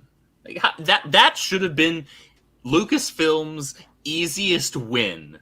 Oh yeah, honestly. Just give us what we had in episodes 1 through 3 with Ewan McGregor. Just give us Obi-Wan Kenobi. You know, tell it a nice self-contained story in between episodes 3 and 4, and just let us have a good time with a character that is universally loved. Oh, we can't have that. Of course, we can't have that. It's 2022. No, because again, it's about destroying those characters that symbolize any kind of hope. Any characters that are, some kind of role model, a hero. It's about destroying that stuff. Because from what I understand, people told me that it centers around young Leia, and she's like literally, she's supposed to be 10, but I think it's like a 5-year-old who's playing her, who's outrunning grown-ass men doing flips in the woods. I'm like, what? Are you serious? Like, I'm glad I didn't see it. That show was bad, Disney. Top to bottom. Anything remotely positive about it, and there are probably only a couple of very, very brief moments. They're entirely Ewan McGregor. Like a couple of lines that when he delivers them, you feel those lines, and you're like, okay, yeah, that right there, that was an actual good moment. And I don't need even all the fingers on one hand to count the number of those. Mm-hmm. Jesus, that's just sad. That is such a wasted opportunity. They could have blown up with merch sales. Like, why do you hate money? You are that addicted to your ideology and that spiteful of former paying Star Wars customers, people in your audience that supported this brand through decades of there being virtually no content. You are that spiteful towards these people that you would rather just write a complete shit show, literally and figuratively, than make a lot of freaking easy money. That's exactly what they want to do. And that's I mean, so sad. It is sad. Every time I do like the Hans Cockpit over on my channel, when I do like the info and shit that I drop out of Hollywood, I end it with, and don't forget, stay angry and consume, because that's all they want. They don't give a shit. Just keep buying it, keep watching it, keep talking about it. It really is. The whole thing's a fucking joke. They destroyed all this shit, and that's why it's up to the creators who are out there right now. We're pushing independent books. We're pushing what we're doing because we actually have good stories. We want to build something special, and a lot of people are still just they're stuck in this. We have to just be about the mainstream stuff right now. No, that's the wrong thing. The mainstream is going to keep disappointing you. I mean, I don't know. How many more times people have to cry about this shit before they're like, yeah, they're right. We need better stuff. I gotta say, though, you meet some interesting people along the way of this decline of pop culture. Yeah, you do. Sure. Well, I think the one positive is you get to meet people that are of like minds in that we all here understand that DC, Marvel, Star Wars, these other brands and properties have gone to complete hell. But we can also have the discussion beyond that. You know, we can operate at a level above just bitching into the wind about the crap that sucks, and there's a lot of it, basically just about anything that comes out these days. But we also can then fall back on the stuff that was really good, and we can have discussions around the stuff that was really good, because that's ultimately what being a geek is about. Mm-hmm. Having those discussions, having the arguments. Like, I remember growing up and having debates with my friends of, you know, which superhero could beat who from opposing universes, and, you know, what Star Wars characters from different eras, how they would stack up against each other in a fight, things like this. That's what being a geek was about. And that's an important thing for us to retain, even if the current mainstream overlords that own these IPs aren't going to provide us with the opportunity to do that with the new stuff. It's important for us to still retain that fire and that love for these properties amongst ourselves, because that's what actually being a geek is about. Oh, for sure. I want somebody to clip that and put that up there. Again, yeah. Do it up, because that's true. That's all fucking true right there. You know, yeah, we've had these conversations in comic shops, hanging out with friends, you know, going to the movies. After you get out of the movies, who hasn't, like, you know, just out with their friends or whatever, and just kept talking about what they just saw and what might come I'm from sure a sequel. I'm sure all of us here have come out of a shit. movie. Yeah, I'm sure all of us have come out of a movie, whether it's Star Wars or earlier Marvel or DC movie or anything else, really, with our friends, and just like bullshit about it in the parking lot afterwards for hours, right? Yeah. I'm raising my hand. I've done that multiple times. Yeah. That's the essence of being a geek. Yep. We just don't get the opportunity to do that these days, because the stuff that they're putting out there largely isn't worth going to see. Exactly. No, it's not. Man, I know I asked this last week, but I'll ask again for those who weren't here. You guys think this Damon Lindelof movie is actually going to happen? I'm saying no. I have no reason to believe that it will, honestly. How many times were we told that Rian Johnson's trilogy was going to happen, and that's complete vaporware? You're sure you're not excited? Because after he completes the Knives Out epic, Glass Onion, and I don't know, Pewter Turnip, then he's going to make Star Wars, the Rian Johnson trilogy. Aren't you excited to see the saga that is Broom Boy? No. No. Nah, I'm okay. It induces vomit. Space vomit? Spomit? I don't need to give myself retinoblastoma by watching anything else produced by Rian Johnson in the Star Wars universe. Right. He's good at some of the other shit that he's done in the past. You know, like, yeah. Knives Out was an okay movie, but like, I've heard that Knives Out's a pretty solid murder mystery film, and that's fine. That's cool. Yeah. That just speaks to that some people are best working in their own sandbox and don't belong in somebody else's. Exactly. That's it. Stay out of what again. And he's attacked fans multiple times, so it's like, why? Who in their right mind would be like, yeah, we'll hire him for more stuff? No, it's not gonna. It's not how this works. You don't insult the fan base. You don't make one of the shittiest movies that's ever come out and then be like, yeah, we're gonna throw hundreds of millions of dollars on him to make more. No, sorry. You're wrong. I mean, I was just looking forward to Disney making absolutely $0 on this Rian Johnson trilogy. Like, I think even the press that has defended them in the past would come out and go, "This is a terrible idea." That's something that I can almost guarantee would have actively lost money. Now I kind of wish it would have happened. Right? Well, that's part of all of this, in that these companies need to be punished in where it really hurts, and that's in their wallets. You know, like, fine, they want to keep pumping out crap, don't give them money for it. Let them eventually lose so much money that they have no alternative other than to completely clean house, hire people based on merit, and pivot their direction, or sell it off. Yeah. Sell it off to somebody who gives a shit. Oh, people forget Marvel. They had almost done that before Disney bought them all up. They were going to auction off characters. When I worked for McFarlane, that's what the conversations were about. Todd came very close to buying. He wanted 2 characters. He wanted Venom, and he was going to get Wolverine as well. But he was too much of a cheapskate. But he was right there. If he was willing to cough up the extra bucks, that would have been his.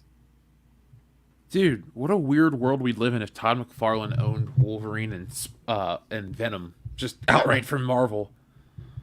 At this point, I would like McFarlane to take over publishing for DC.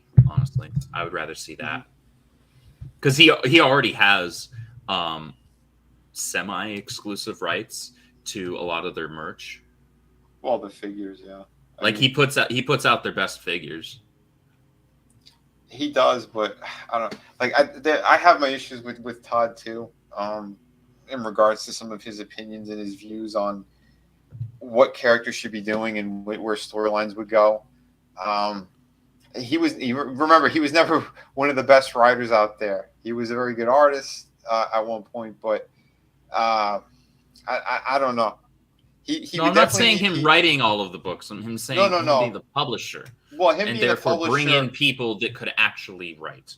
Right, but with Todd, the thing is, he wants to get more hands-on with all that stuff. So it wouldn't just be him as the publisher. He'd be making a lot of really big calls on things, and a lot of his ideas aren't always the best. Well, I'll say that. Because there's times we had to talk him out of things, and other times where he could have made a shit ton of money and made fans very happy, and he went against it. Do you think the Spawn versus Batman book is going to be a big deal? Don't know if it's going to be a big deal, but sure I think it's going to be entertaining. Oh yeah, it'll sell well. I mean, I want to get it. I don't really buy any of this stuff anymore. I'll get it because I love Capullo's work, and again, not just because I used to be friends with him, but I think that they still bring a good quality. I don't know what the hell the story is going to be, but it's going to be fun to read. We've seen Batman versus everybody else. We've seen him versus the Predator. We've seen him versus aliens. Or was it just Superman versus aliens? Might have just been Superman versus aliens. I can't remember. Batman was in there. Yeah, it was aliens, Predator, Superman, and Batman. But yeah, I don't know. But I don't know if it's supposed to be a direct sequel or something, or this is years later. I have no idea what they're doing. We have no details aside from it supposedly contains characters from the sequels. Yeah, I don't know shit about it. I saw a couple of pieces of artwork Greg put out. But Nobody knows. Don't know. Yep. We'll find out in December. Woo! I mean, I'm gonna read it online one day. That's as excited as I can get. Actually, I might check out a local comic book store. I've only lived here for a couple of years and haven't been to a single one yet, so maybe it's about time. Wow.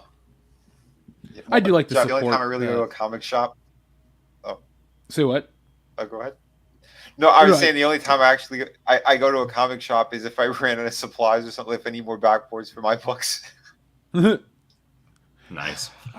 Before I moved, I would go to my local shop. Cincinnati's own Rock and Rooster comic and games. Check it out, folks.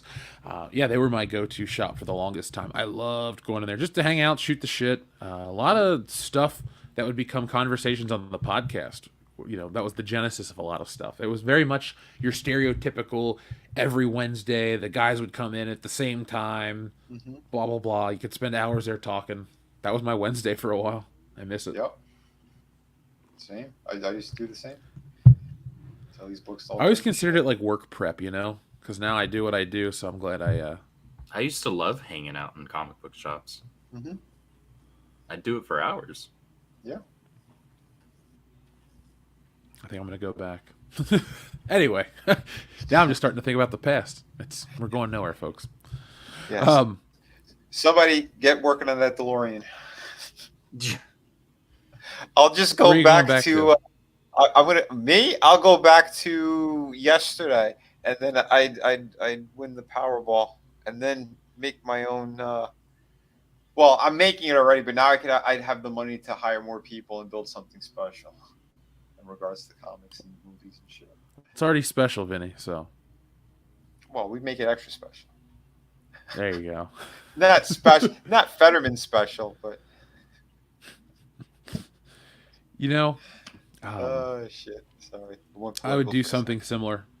Actually, if I could go back and use my time traveling ability to just win the lottery, I don't think I would do very much afterwards. I would just have a lot of fun with the rest of my life. It's like, I have $400 million after taxes. Well, what are we going to do? Everything. I would still do the shows. I love doing these shows. I would still actually every Thursday and Tuesday, same time, I'd be like, all right, guys, we're still doing the show. And then, I would just not tell anybody. Oh, yeah. Well, and that's it. You're not really supposed to tell people, but it's yeah. I don't know. I would take a little hiatus. I'd have a lot of fun. I'd invite a lot of my friends and shit, and we'd all have a good time. And then, start to build something, because just sitting on it wouldn't really be household. But at the end of the day, like, to have that kind of money, you'd want to build some kind of better legacy, something that's out there that more people could enjoy. Because really, look at everything. Look what we've been talking about for close to 3 hours. Shouldn't we be like more excited about things? Shouldn't we be like, oh fuck yeah, look at this new character, look at this new franchise, putting something better out there? I don't know. Maybe that's just me. No, it's not just you. I got tagged in something about how they have to say Namor's name differently now. It's Namor. Oh, So, The hell? get fucked. That's not even Namor. no. No more. Oh, could they get any more gay? More like no more. Not that there's I'm anything done. wrong with that. But yeah, Yes. Was that a Seinfeld Sorry, reference? Sorry, Disney. I think that was a Seinfeld reference. ridiculous. It's been a minute. I'm not a fan of that one, but Yeah. I like other stuff Larry David did. No, I like the Larry Yeah, David show way better. The more and more I hear about Black Panther. Okay. Oh, I think there might be a delay. No, I said I like Larry David's show way more I think than there I is a actually... delay. Oh damn. It might be on my end then. Can you hear me? Yeah, I can hear you, Jeff. I think there's a delay on Vinny's end. Oh, okay. Yeah. Oh. Apologies, guys. They're trying to keep you down, Vinny. Right? That must be it. Sons of bitches. Am I breaking up too, or is it just a delay? Just a delay. Might be because I got Photoshop open too. Oh, by the way, Vinny, today, it's not something to celebrate, but today's the day of Wally Wood's death. Oh wow! He died on this day in 1981. Holy crap! All Saints Day. And for those who don't know, he's a great artist. You should check out his work. I wish that kind of ink style would make a comeback. That's the stuff that I wish I could get instruction on and learn that, because that's the inking I think is the coolest. That real classic, stark, deep stuff that he would create. Yeah, just beautiful stuff. He's the one that came up with the 22 panels. We both use those. Yeah, many people do. Mhm. Greg does. Capullo. We had this conversation a while ago too. He was like, "Yeah, man, it's that's the stuff." He goes, "Anyone who's learning how to make comics and stuff, he always recommends that to them as well." I'm glad he's one of those guys that always, tries to tell people where to go to become comic artists themselves, because that's always cool. I think that's I don't think it's like a required part of the job, but I think it I don't know, kind of should be. I always like that when they're like, yeah, man, you do it this way and this way. It's like we always say, you pass it on to the next generation. That's how you keep the craft alive. Right. Absolutely. I think that's showing love for the art form and showing love for the medium rather than just showing love for your own art. Right. Well, that's you want to man. see it spread. You want to see it grow.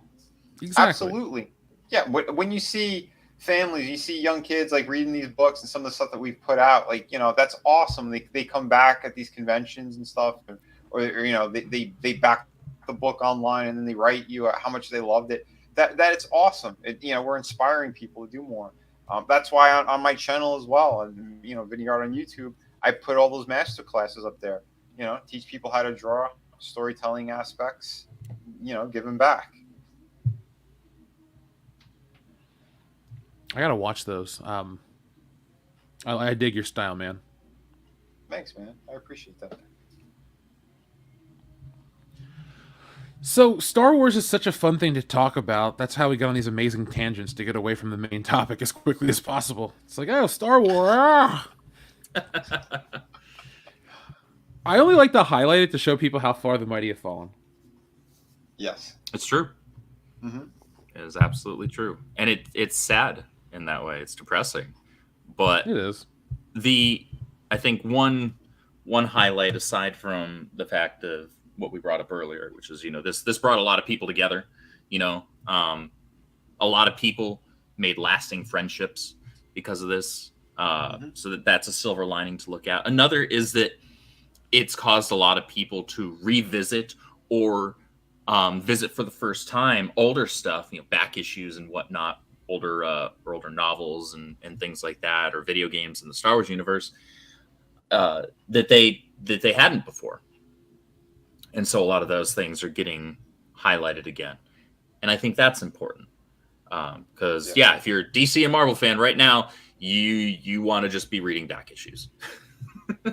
If you're a Star Wars fan, you want to be reading the EU. You don't want any of this. You know what the best part about this is? You can do all of this without having to feed the beast. Like, you know how some fans actually care, like, oh, I can't support Disney at all. Guess what, folks? By buying back issues and by buying old novels, you're not actually giving Disney money. They got paid years ago. Yep. Like, a lot of times, some of the things you're paying for, like, Disney and Marvel already got paid for. So you're paying the store. You're helping them. Like, if you buy a new comic, remember, they bought those from, you know, Diamond. That's where they get their books distributed from. So, I mean, it's the best way to, like, if you have to be off the grid about supporting this stuff, you got to have your Star Wars fix, but you can't support Disney, well, then go buy old books. And hell, go buy the old games and all that old shit, too. Because I'm pretty sure if you have your old discs, any of the Star Wars games that are on Xbox still work. So, like, yeah, I can download a new version of it and pay a couple bucks, but your KOTOR disc should still work. So buy a secondhand copy, get the free download. There you go. Absolutely. Nice. We teach you a little bit of stuff here. I do remember when Star Wars brought me joy. Do you think it ever will again? Ultimately, pendulums always swing back. It is inevitable, I think. We're just not, I don't think, quite anywhere close to that happening yet.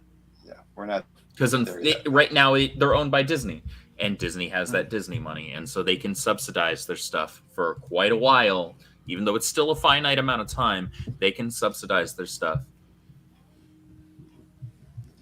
Well, I was sent an article from that park place. We're making a video on it about some of the insider stuff, talking about specifically how they talk about it. So, folks, check out Thursday's video on that. I will have a video. I'm re-uploading I'm re-uploading Saturday's video because I forgot to actually finish it. When I had uploaded it, I had been working on it from a certain point and forgot to put the inserted part with the cultural video and all that stuff. So I took it down, and I'm going to put that up tomorrow, and that'll be out. Check that out in the morning, and we'll continue on with the show.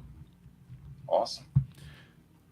So let me check in with the audience because we might have pretty much covered everything before we get to The Witcher, which we can close out with The Witcher stuff. The Witcher Switcher. Yeah, I'm good with that.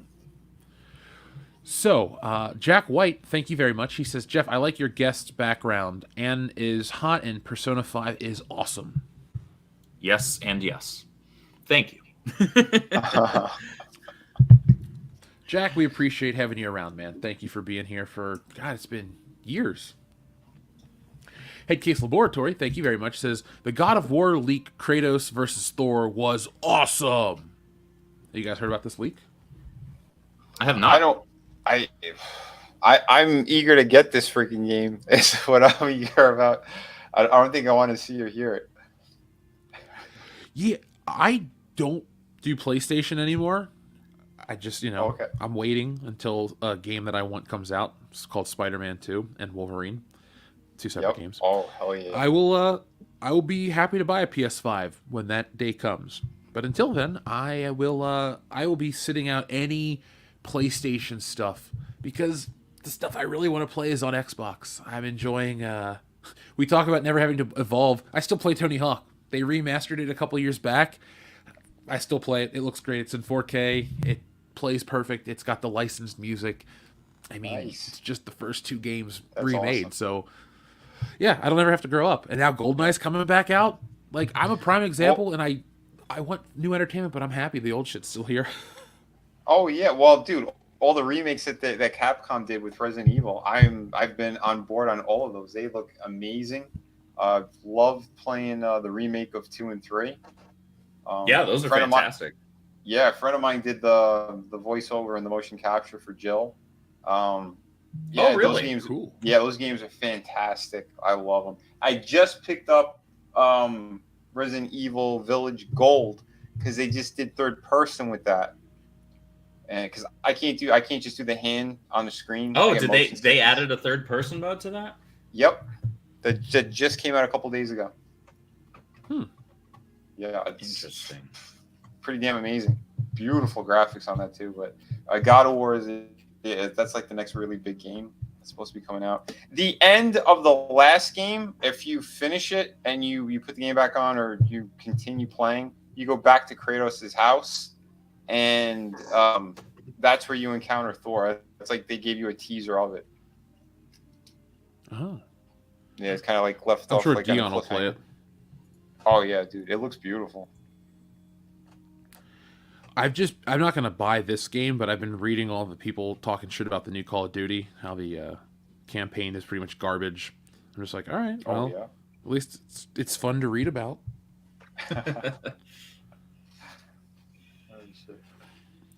I just never am been a Call of dreading, Duty like, guy. you're not a Call of Duty guy? No, I suck at it. Give me time with it. don't Like, play it. actually, the thing is, I used to play it, and I'm good at shooters, so give me, like, I don't know, an afternoon to get myself acclimated, and I'll be back. Mhm. But I don't want to get back into it. That's the thing. There's a type of game, like, it's nothing to do with any kind of, like, stupid political shit or any of the views of Activision or any of this crap. There's just, like, a certain tier of game I don't like to get into because it's, like, it's either too time-consuming or it's, like, I don't know how to phrase it. I don't like to get involved because there's just, like, you can get lost in it for fucking ever. With so many people that play that kind of game, it's just like you'll never. It's like it's starting to slow down. If it takes me too long to connect to in a lobby, I'll quit playing. Nah, man, you just go, and you just never have to stop. And then, I'm just like, what the fuck am I doing? I've lost 2 days of playing Call of Duty. So, Yeah. that's a true story. That's not a I joke. get that. When Black Ops, the original one, came out, I was so into the multiplayer. I just would fucking play I was like a junior in college. All I did is go to class and play that game. That's all I give a shit about. Oh man. That is my gaming talk. Commandant VHS says, thanks for the great show, Jeff. Well, thank you, Commandant VHS, and thank you, folks, for joining us. We see the numbers going up each one of these streams, so thank you, folks. We love having you. Drunk on Tacos, thank you, says, hey, Jeff, have you recently watched Conan on Blu-ray? It holds up amazingly.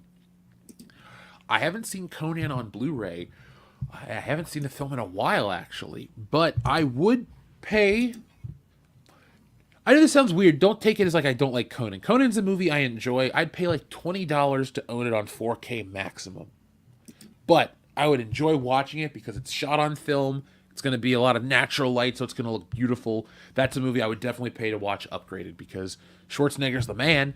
And, you know, movies like that just, they should be seen on the highest resolution possible because, you know, you're really, I don't know, you're capturing something special, capturing something real. It's not like in a computer these days.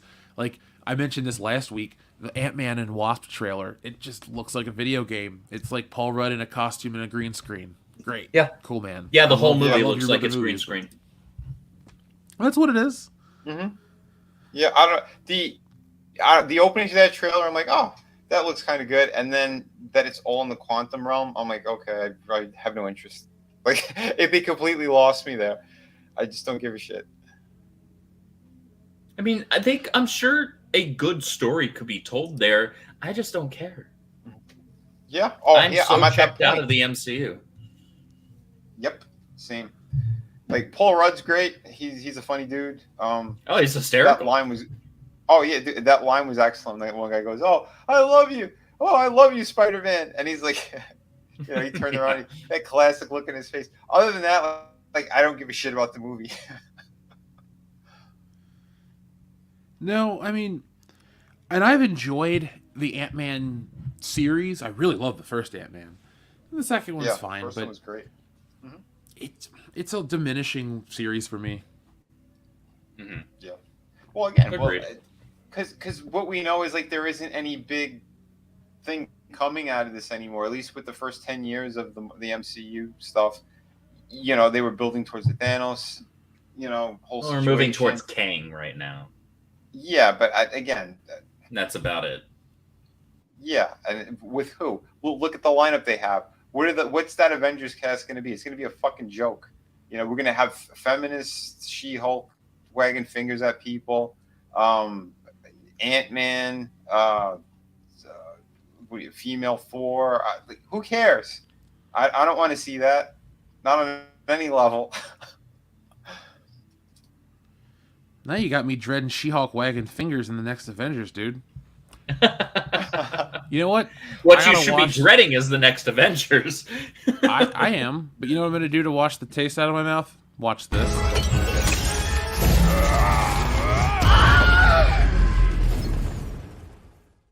You got knocked the fuck out, man! Best clip in internet history. Yep. That is the best right there. Oh, shit. She's barely in her own movie. Or sorry, she's in her own movie and barely in that one. I think that was the greatest example of, like, the Disney listening to the audience out of necessity, because they're like, we have the biggest movie ever that needs to make a ton of money, and we cannot force this woman into this. So, yeah, well, that's wrote her out. The Russos, they didn't want her in it for shit. They didn't want her in They at literally punched her out of the movie. Yep. Which was great. R.I.P. Brie Larson. It's a beautiful scene. Not really. Yeah, it's my favorite part of the movie. Actually, I've only watched it that one time in theaters, so I don't remember if it's my favorite. It loses its luster upon repeat viewings. When you watch it with a more of a critical eye afterward, you see a lot of issues in it. It's still demonstrably better than just about anything that they've produced since. Yeah, I agree with but that. It does have diminishing returns. Mm-hmm. Maybe one day I'll get so bored that I'll turn it back on. Now, on the contrary, I saw Infinity War dozens of times. Great movie. Back then, like I said, I don't watch these as much as I used to, but the twist at the end where they all lost, I was like, yes! Every time when Thanos got that, you should have went for the head. Mm-hmm. That's back when those movies used to excite me. Yeah. So, let's get this Rey Skywalker chick off your screen. I'm sorry, folks. I did not mean to burn that into your retinas. That's my beat. Well, yeah, I'd still bang her. I mean, she's doable, but the movies suck. That's a fair point. That doesn't. I mean, Rose Tico, the woman who plays her, I thought was better looking than Daisy Ridley. Oh yeah. When they don't have her wearing a potato sack. Yeah. Get the potato sack off of her. Give her a proper haircut, not the Mo haircut from Three Stooges. Yeah. Yeah. You know what's sad? I bet you, I'll make you a Dukes Brothers bet right now. The reason she was cut out of the Rise of Skywalker as much as she wasn't really just because of the online backlash, but mainly because of her merchandise sales being garbage, because she was overproduced and a terrible figure in the first place. And they look at those numbers and go, nobody likes Rose Tico. But they'll blame the fans. Blame the fans. Yeah. Well, that's it. That's part of it. It's part of the bullshit. Ridiculous. So, let's talk about the Witcher Switcher. So, I actually got a message the other day from someone like, "Did you hear what happened with the Witcher?" And I went, "No, what happened with the Witcher?" And well, Henry Cavill stepped away, and he's been replaced by Liam Hemsworth, Thor's brother. Vinny, when you heard this news, what'd you think? Oh, I laughed. I know that it's like The Witcher was already a doomed series, but now you just lost your big star and you replace them with the generic version of Hemsworth. Like, who's gonna watch that? Nobody. But I'm happy though. I'm happy that he's gonna be doing Superman instead. That's a character I wanted to see him, portray more than just what was done in the Snyder bullshit. But yeah, no, The Witcher to me, I only played the beginning of the third game. When I found out how massive it was, I'm like, I don't have time. I can't get into this right now. I still have it. Maybe one day I'll get back to it, but it's too intricate, too much going on. Never read the books, but the first series I thought was okay, and some of the second series was pretty good too for what it is. I know a lot of people bitched, but again, I'm not familiar with that whole universe of shit. So as somebody who is a fan, as somebody who's a pretty big fan of the games and the books, this show losing Henry Cavill is basically it losing any reason for people to pay attention to it anymore. I've got nothing against Liam Hemsworth. He's an okay actor. He's nothing incredible. And I will give him credit. His response to Henry on, I think it was on Instagram, when Henry said that he was passing the torch, he had a very humble response to Henry. And I was like, oh, good for him. That was a good exchange. That was a nice exchange to read. I probably won't watch any further seasons, but okay, fine. Good on you for having a very class act response to that. This is just a win for Superman fans, is what this is, and it's a win for Henry because he was made to play the role of Clark Kent and Superman. I agree. While he did play, the only truly good thing about the Witcher Netflix series was Henry's Geralt, because you could tell, or at least I could tell, as somebody who's a fan of the games, fan of the books, he was doing his best to be the character, not the showrunner's version of the character. He was doing his best to be the character. Yep. And I think it's mentioned in this article that one of the reasons why of course he left was because he was the only one that gave a damn about that universe on that set. Yeah, I heard that too. That the showrunners hated the books, hated the games, and wanted nothing to do with them. How could you make a series? Again, this goes back to those people who are destroying something that other people loved. And Henry was one of them. So I'm sure he was butting heads. He wanted more stuff to happen, I know, in season 2. That's why you got a little more action out of season 2, I believe. But yeah, good on him. He played a character he wanted to play. He did a great job as the character. Everything else around it was shit. So, yeah, good for him. Go be Superman. Way better. And this guy, Hemsworth, the Liam one, congrats on getting a good paycheck, but that's it. It's going to be one season and it's done. Yeah, I like the way you said that, how it's the last chance of anyone ever caring about this show or ever being relevant. It's funny too, because a couple years ago, Liam Hemsworth would have been like, "Oh, people were excited," but I guess the teeny bopper young adult fiction novel craze died, and so did his career or something. I mean, he's always been lesser than Chris Hemsworth in terms of visibility. I can't name one movie I've seen him in. He was in the Hunger Games. Oh yeah, he was in that movie. I forgot. Didn't watch. That's the only thing that I actually remember him from. Okay. But like, And he was fine in that. Like I said, he's not a bad actor. It's just this is not an equivalent exchange. No. No, not at all. Look, he looks friendly. You know, something about his face, like the jawline too. Everything is just. I'm sorry, I don't see Geralt there. Now, I'm just hoping that they actually give us Superman done right, and this is not just a honey dicking. This is not just, oh, hey, we're promising you this to get you excited. Because I saw James Gunn tweet out today about Superman and all this stuff. And, I want to believe. I want to buy into this stuff. I don't want to be cynical. I've heard this before. This is exactly what they were telling us around the time when Snyder was going to be the man. Yep. Scott, or Zach, not Scott, And it didn't. No, Scott wrote a very good Batman series. Yeah. Not all of it, but a good. Not all of it. No, the first few arcs were very, very good. Yeah, when they got like the balloon. The stupid shit with Gordon in the Batman. Oh, that was dumb. Yep, that was horrible. I hated that. Yep. 0 Year was not a fun story for me. No, didn't like that one either. And they got screwed with the death in the family stuff. They got screwed on that because it was supposed to be Damian. They were supposed to kill him off, I believe. And Grant Morrison said no.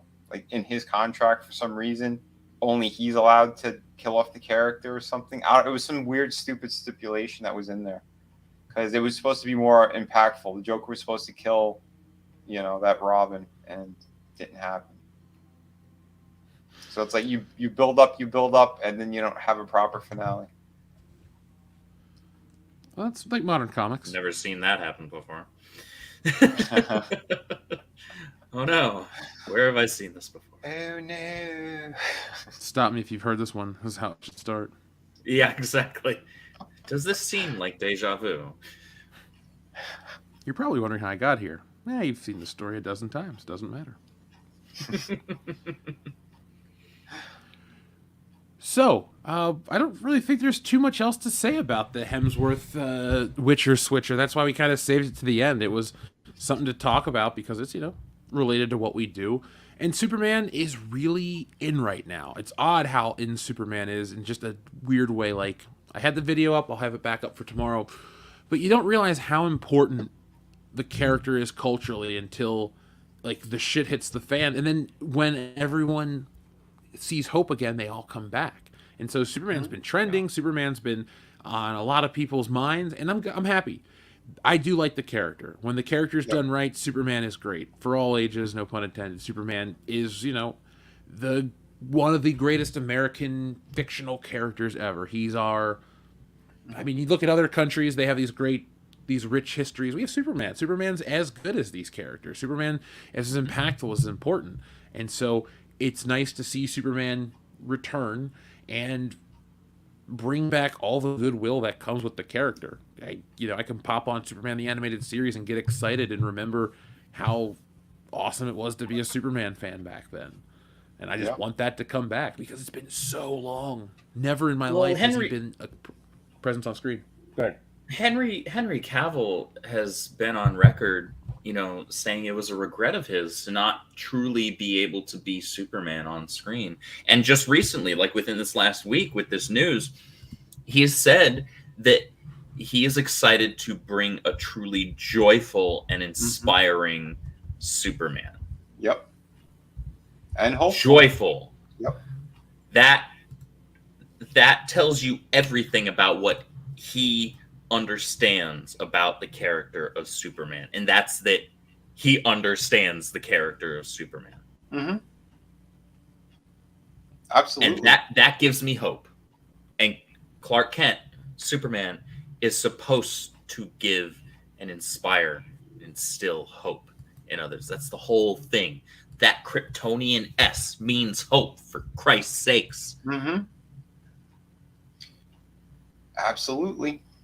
I don't know. I won't lie. Like, that actually makes me excited because I might actually see not just a good live action Superman film, while I'm alive, because the last one came out before I was born. But potentially, as long as the writing is there, the best live action Superman that we've had. Mm-hmm.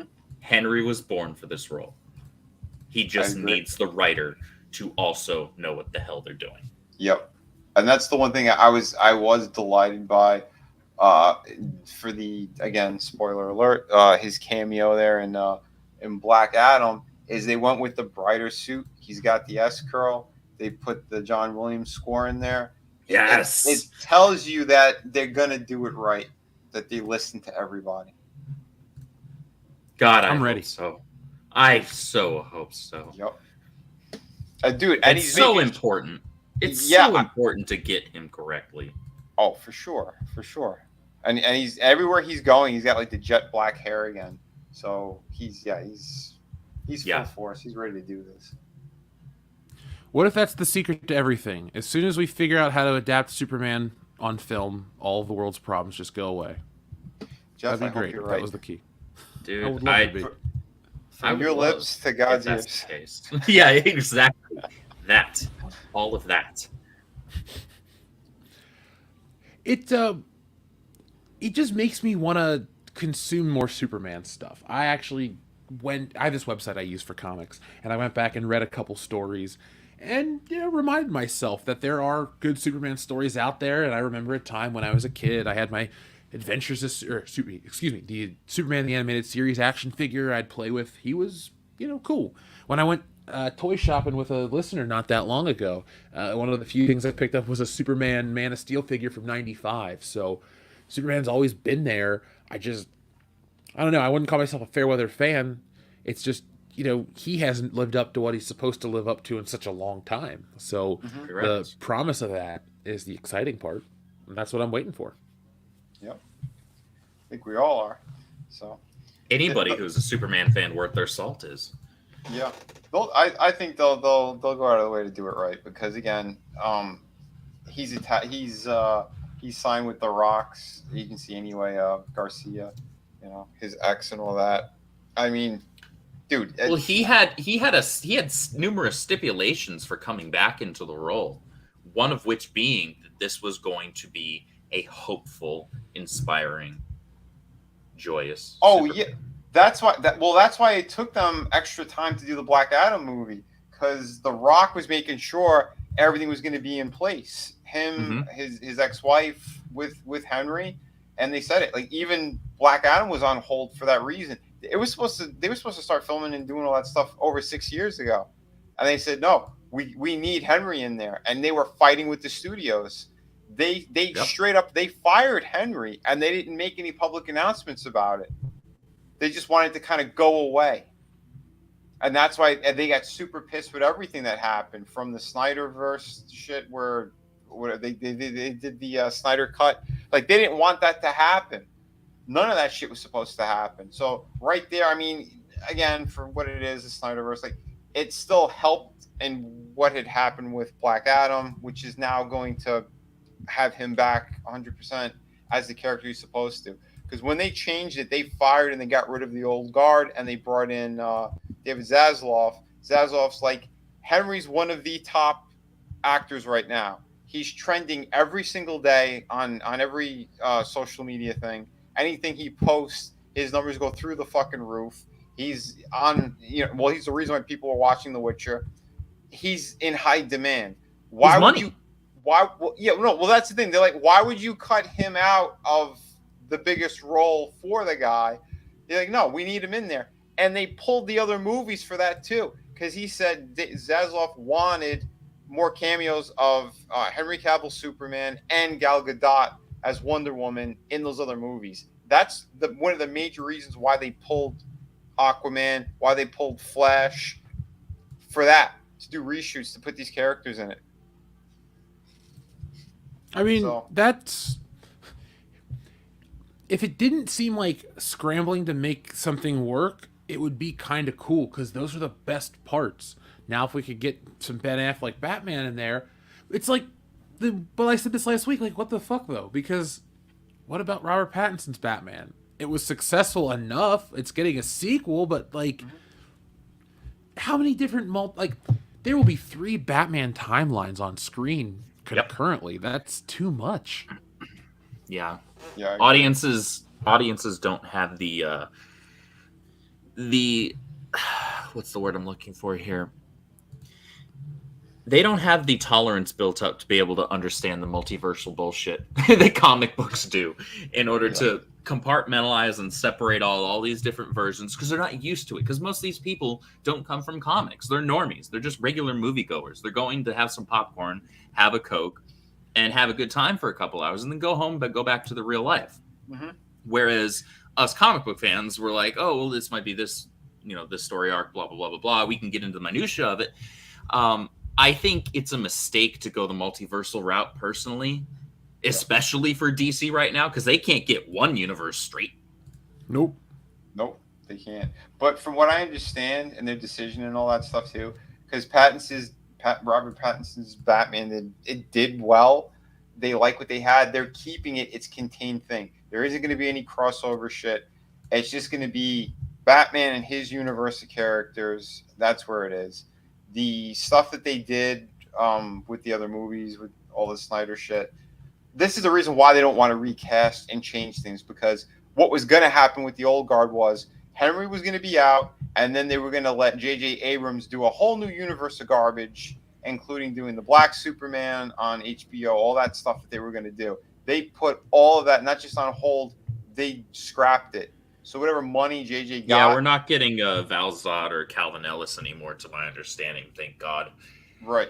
But on top of all that stuff, they made the right call, because whether or not you enjoyed what Snyder had done, it's kind of irrelevant. It's just we needed those characters there. They're established. Well, we needed those 3 specific castings. Yes. Because those, as much as I hate the Snyderverse, those 3 castings were perfect. They were great, yeah. I want a solo Ben Affleck Batman movie. Yeah. Yesterday. Yeah, I don't know. I want another good Wonder Woman movie. Yeah, yes. Like the first one, not another repeat with 1984. I agree. I agree with that. But that's the thing. You have the pieces that are there. Because if anything, Black Adam, for what it is, it was supposed to be the catalyst for a brand new, good direction, but you're still using the perfect kind of cast. Because Ben Affleck, they already said that he's coming back. He's in the Flash movie too. They said he's gonna be. We just don't know if he's doing anything beyond that cameo. Right. That's the one thing. Yeah, they haven't confirmed. But I think with Henry coming back, I think he's willing to. I mean, I don't know. I don't think it takes much to convince Ben. Although I know he is kind of dickish towards people, but if everyone's pushing and pulling, yeah, we want you as Batman, I'm sure he's gonna. I mean, and especially with these other movies, if the next Superman movie is fantastic and it does a shit ton of money, he'll be like, yeah, all right, bring me back. When he was even just Bruce, those are some of the only good moments. Or at least some of them. There's some out of lines. Batman, Superman. Yeah. And there's some lines that that's bullshit. That's not something that Batman would say or do. But he had the presence of Bruce. I believed him as Bruce, and he looked great in the suit. So I'm just like, okay, we can do this. Yes, you're gonna have to have an older Batman. I'm fine with that. I don't need a Batman year 1, 2, 3, or 4. I've seen that. I've seen that episode. I've read that comic. I've watched that movie. I'm fine with letting these characters be more matured in their arcs and actually seeing something that we haven't already had presented on screen multiple times already. Yeah.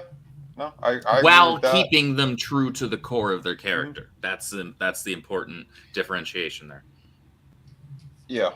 Well, again, for what they're going to do, we're going to have to see at this point. Right now, we know the Superman side of things, Shazam, Black Adam.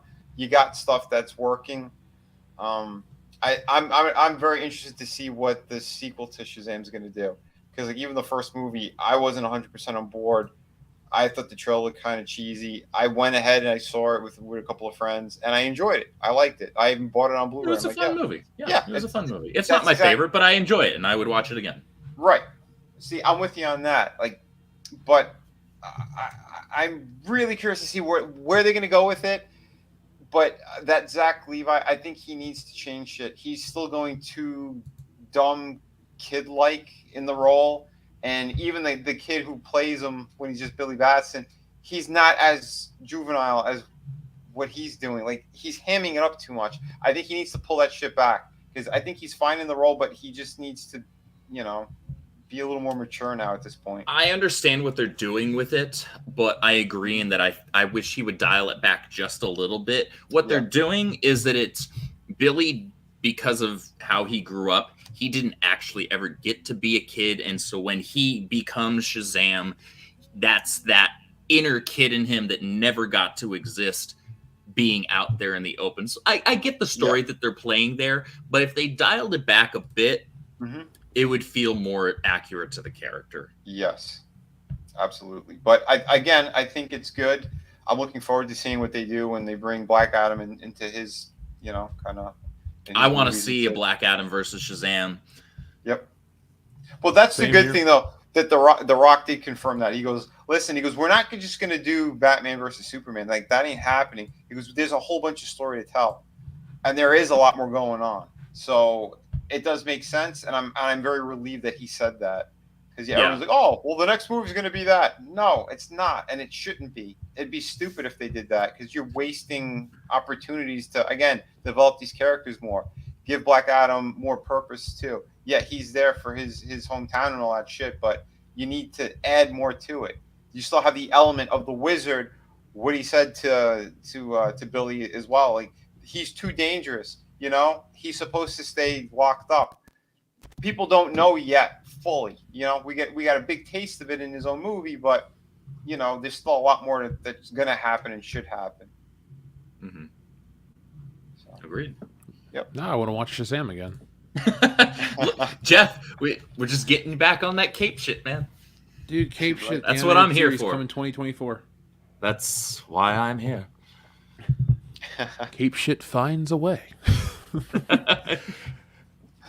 So I think it's about time to put this episode to bed. It was a fun night. Vinny, I want to thank you for joining us. Andrew, as always, thank you for being my awesome co-host, my man. So, Vinny, where can everyone find you on the internet?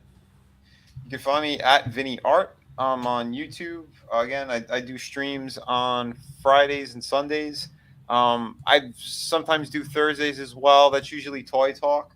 I got a friend of mine, Tommy the Guinea Pig Collective. His internet's been. He's here in the chat tonight. Yeah. Oh, dude, Tommy's the man. Or the pig. He likes to be called the guinea pig all the time. Yeah, no, we talk about retro stuff too, toys that we love, things that we're collecting. Again, my background was that I was a lead designer at McFarlane Toys, so like I have a lot of knowledge about that stuff. But I'm a huge collector as well. Since I was a kid, I loved all this stuff. So yeah, I put up reviews over there. You could find again my live streams, interviews. I had a couple celebrities on my channel as well. Lots of cool stuff you can find over there. And again, if you want to learn how to draw, I have master classes up. They're all on a playlist. You can check all that stuff out. And yeah, and I have these fantastic projects that are out there. Shadow of the Kraken is my newest book. You could find it on Indiegogo. On Twitter, you could find me there, Vinny Art, and I have everything kind of pinned so you can hit all the links from there. A beautiful hardcover book, 100-page ghost story. I know Halloween just passed, but I mean, it's still perfect. We're still kind of in spooky season anyway. I think you guys will love it. Everyone who's gotten that absolutely loved the book, treasured it. They said at the ending got them emotional, which is something you always want to hear, that you had some kind of impact on people when they were reading it. Absolutely. And City of Venus, that's the other awesome book that I got. I'm working on a sequel right now. So yeah, 3 awesome campaigns, 3 awesome books, and they all ship immediately. You don't have to wait years. You'll get them right away. That's awesome. Something I want to highlight there is anybody in the chat that is an aspiring artist. take advantage of that playlist that Vinny mentioned. A lot of times, like for actual legit art lessons and art tips, you pay out your ass. Take advantage of that from somebody who's a legitimate industry veteran. Don't sleep on that. Yeah, man. Thank you. I appreciate that. But yeah, for sure. I got anatomy classes on there. I have composition and a bunch of different things. I want to do more. I haven't had a chance yet because I do everything. So when you see at least 2 out of the 3 campaigns, I did all the art chores, writing, lettering, you name it, you know. And the fans called me the fulfillment king because I got everything out on time, and in everyone's hands immediately at the highest quality. So, you know, I got to thank everyone out there for all the support all the time, man. But yeah, that's it. Truly humble, truly awesome. You know, you guys are all awesome. So yeah, thank you so much, Jeff. It's been a pleasure. Yeah, hanging out tonight was excellent. Dude, thanks for joining us, man. You know I always love to shoot the shit, talk about important stuff, fun stuff.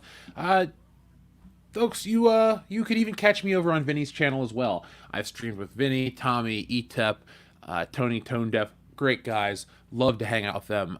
You should definitely join us. When I was over there, we've talked about wrestling and horror and a whole lot more. So I highly recommend Vinny's channel. Andrew, where can everyone find you before we put this baby to bed? They can check me out over on Twitch primarily. I do all my game streaming over there. So Caffeinated Wolf. You can also type into the Twitter machine, that little bird app that'll hopefully improve now that somebody else owns it. Just type Caffeinated Wolf into the Peoples section, and I should be the first Peoples that pops up. Folks, you can find me here on this channel. You can find us on Twitter. You can find us on Instagram, Facebook, TikTok, all the social media platforms, and more. Just Google World Class Bullshitters. Now, on the to follow up on Vinny's talk of books and fulfillment and everything, like I said, folks, Tits and Art is at the printer. It is in the physical proofing stage. So we're deep into the process. Like Vinny knows, like I said at the beginning of the show, Vinny knows what's up, how these things work with the printer. Before the campaign even closed, folks, I still haven't even received funds from Indiegogo, but I went ahead and made sure everything was paid for, taken care of, and on its way to get to you as quick as possible. And if you back the campaign, you've seen those updates. They're very banal, boring updates. They're like, hey guys, it's great to talk to everybody. This is where we are. So there you are, folks. It's deep into the process, and as soon as I get those will be shipped out directly to you. So be on the lookout for those, like I said, for Christmas. But in the meantime, folks, you can check out the other back content here on this channel. We have something coming out tomorrow, Thursday, and Saturday. We have our big podcast on Thursday, so join us for all the fun. And be on the lookout for all the WCBS content. And do yourselves a favor. Go back into the archives. Check out the fun stuff that we've put out in the past. And go over to patreon.com/worldclassbs. Support the channel. Get yourselves a t-shirt over at shopwcbs.com and a whole lot more. But from all of us here on the channel, thank you for watching. Be smart, be safe, be cool. And since this is a different show, we're going to end it with this. Jam around!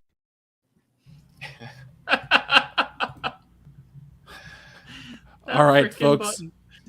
Thank you for watching. We're actually going to go because that button is too short to end the show with, so let's use this one.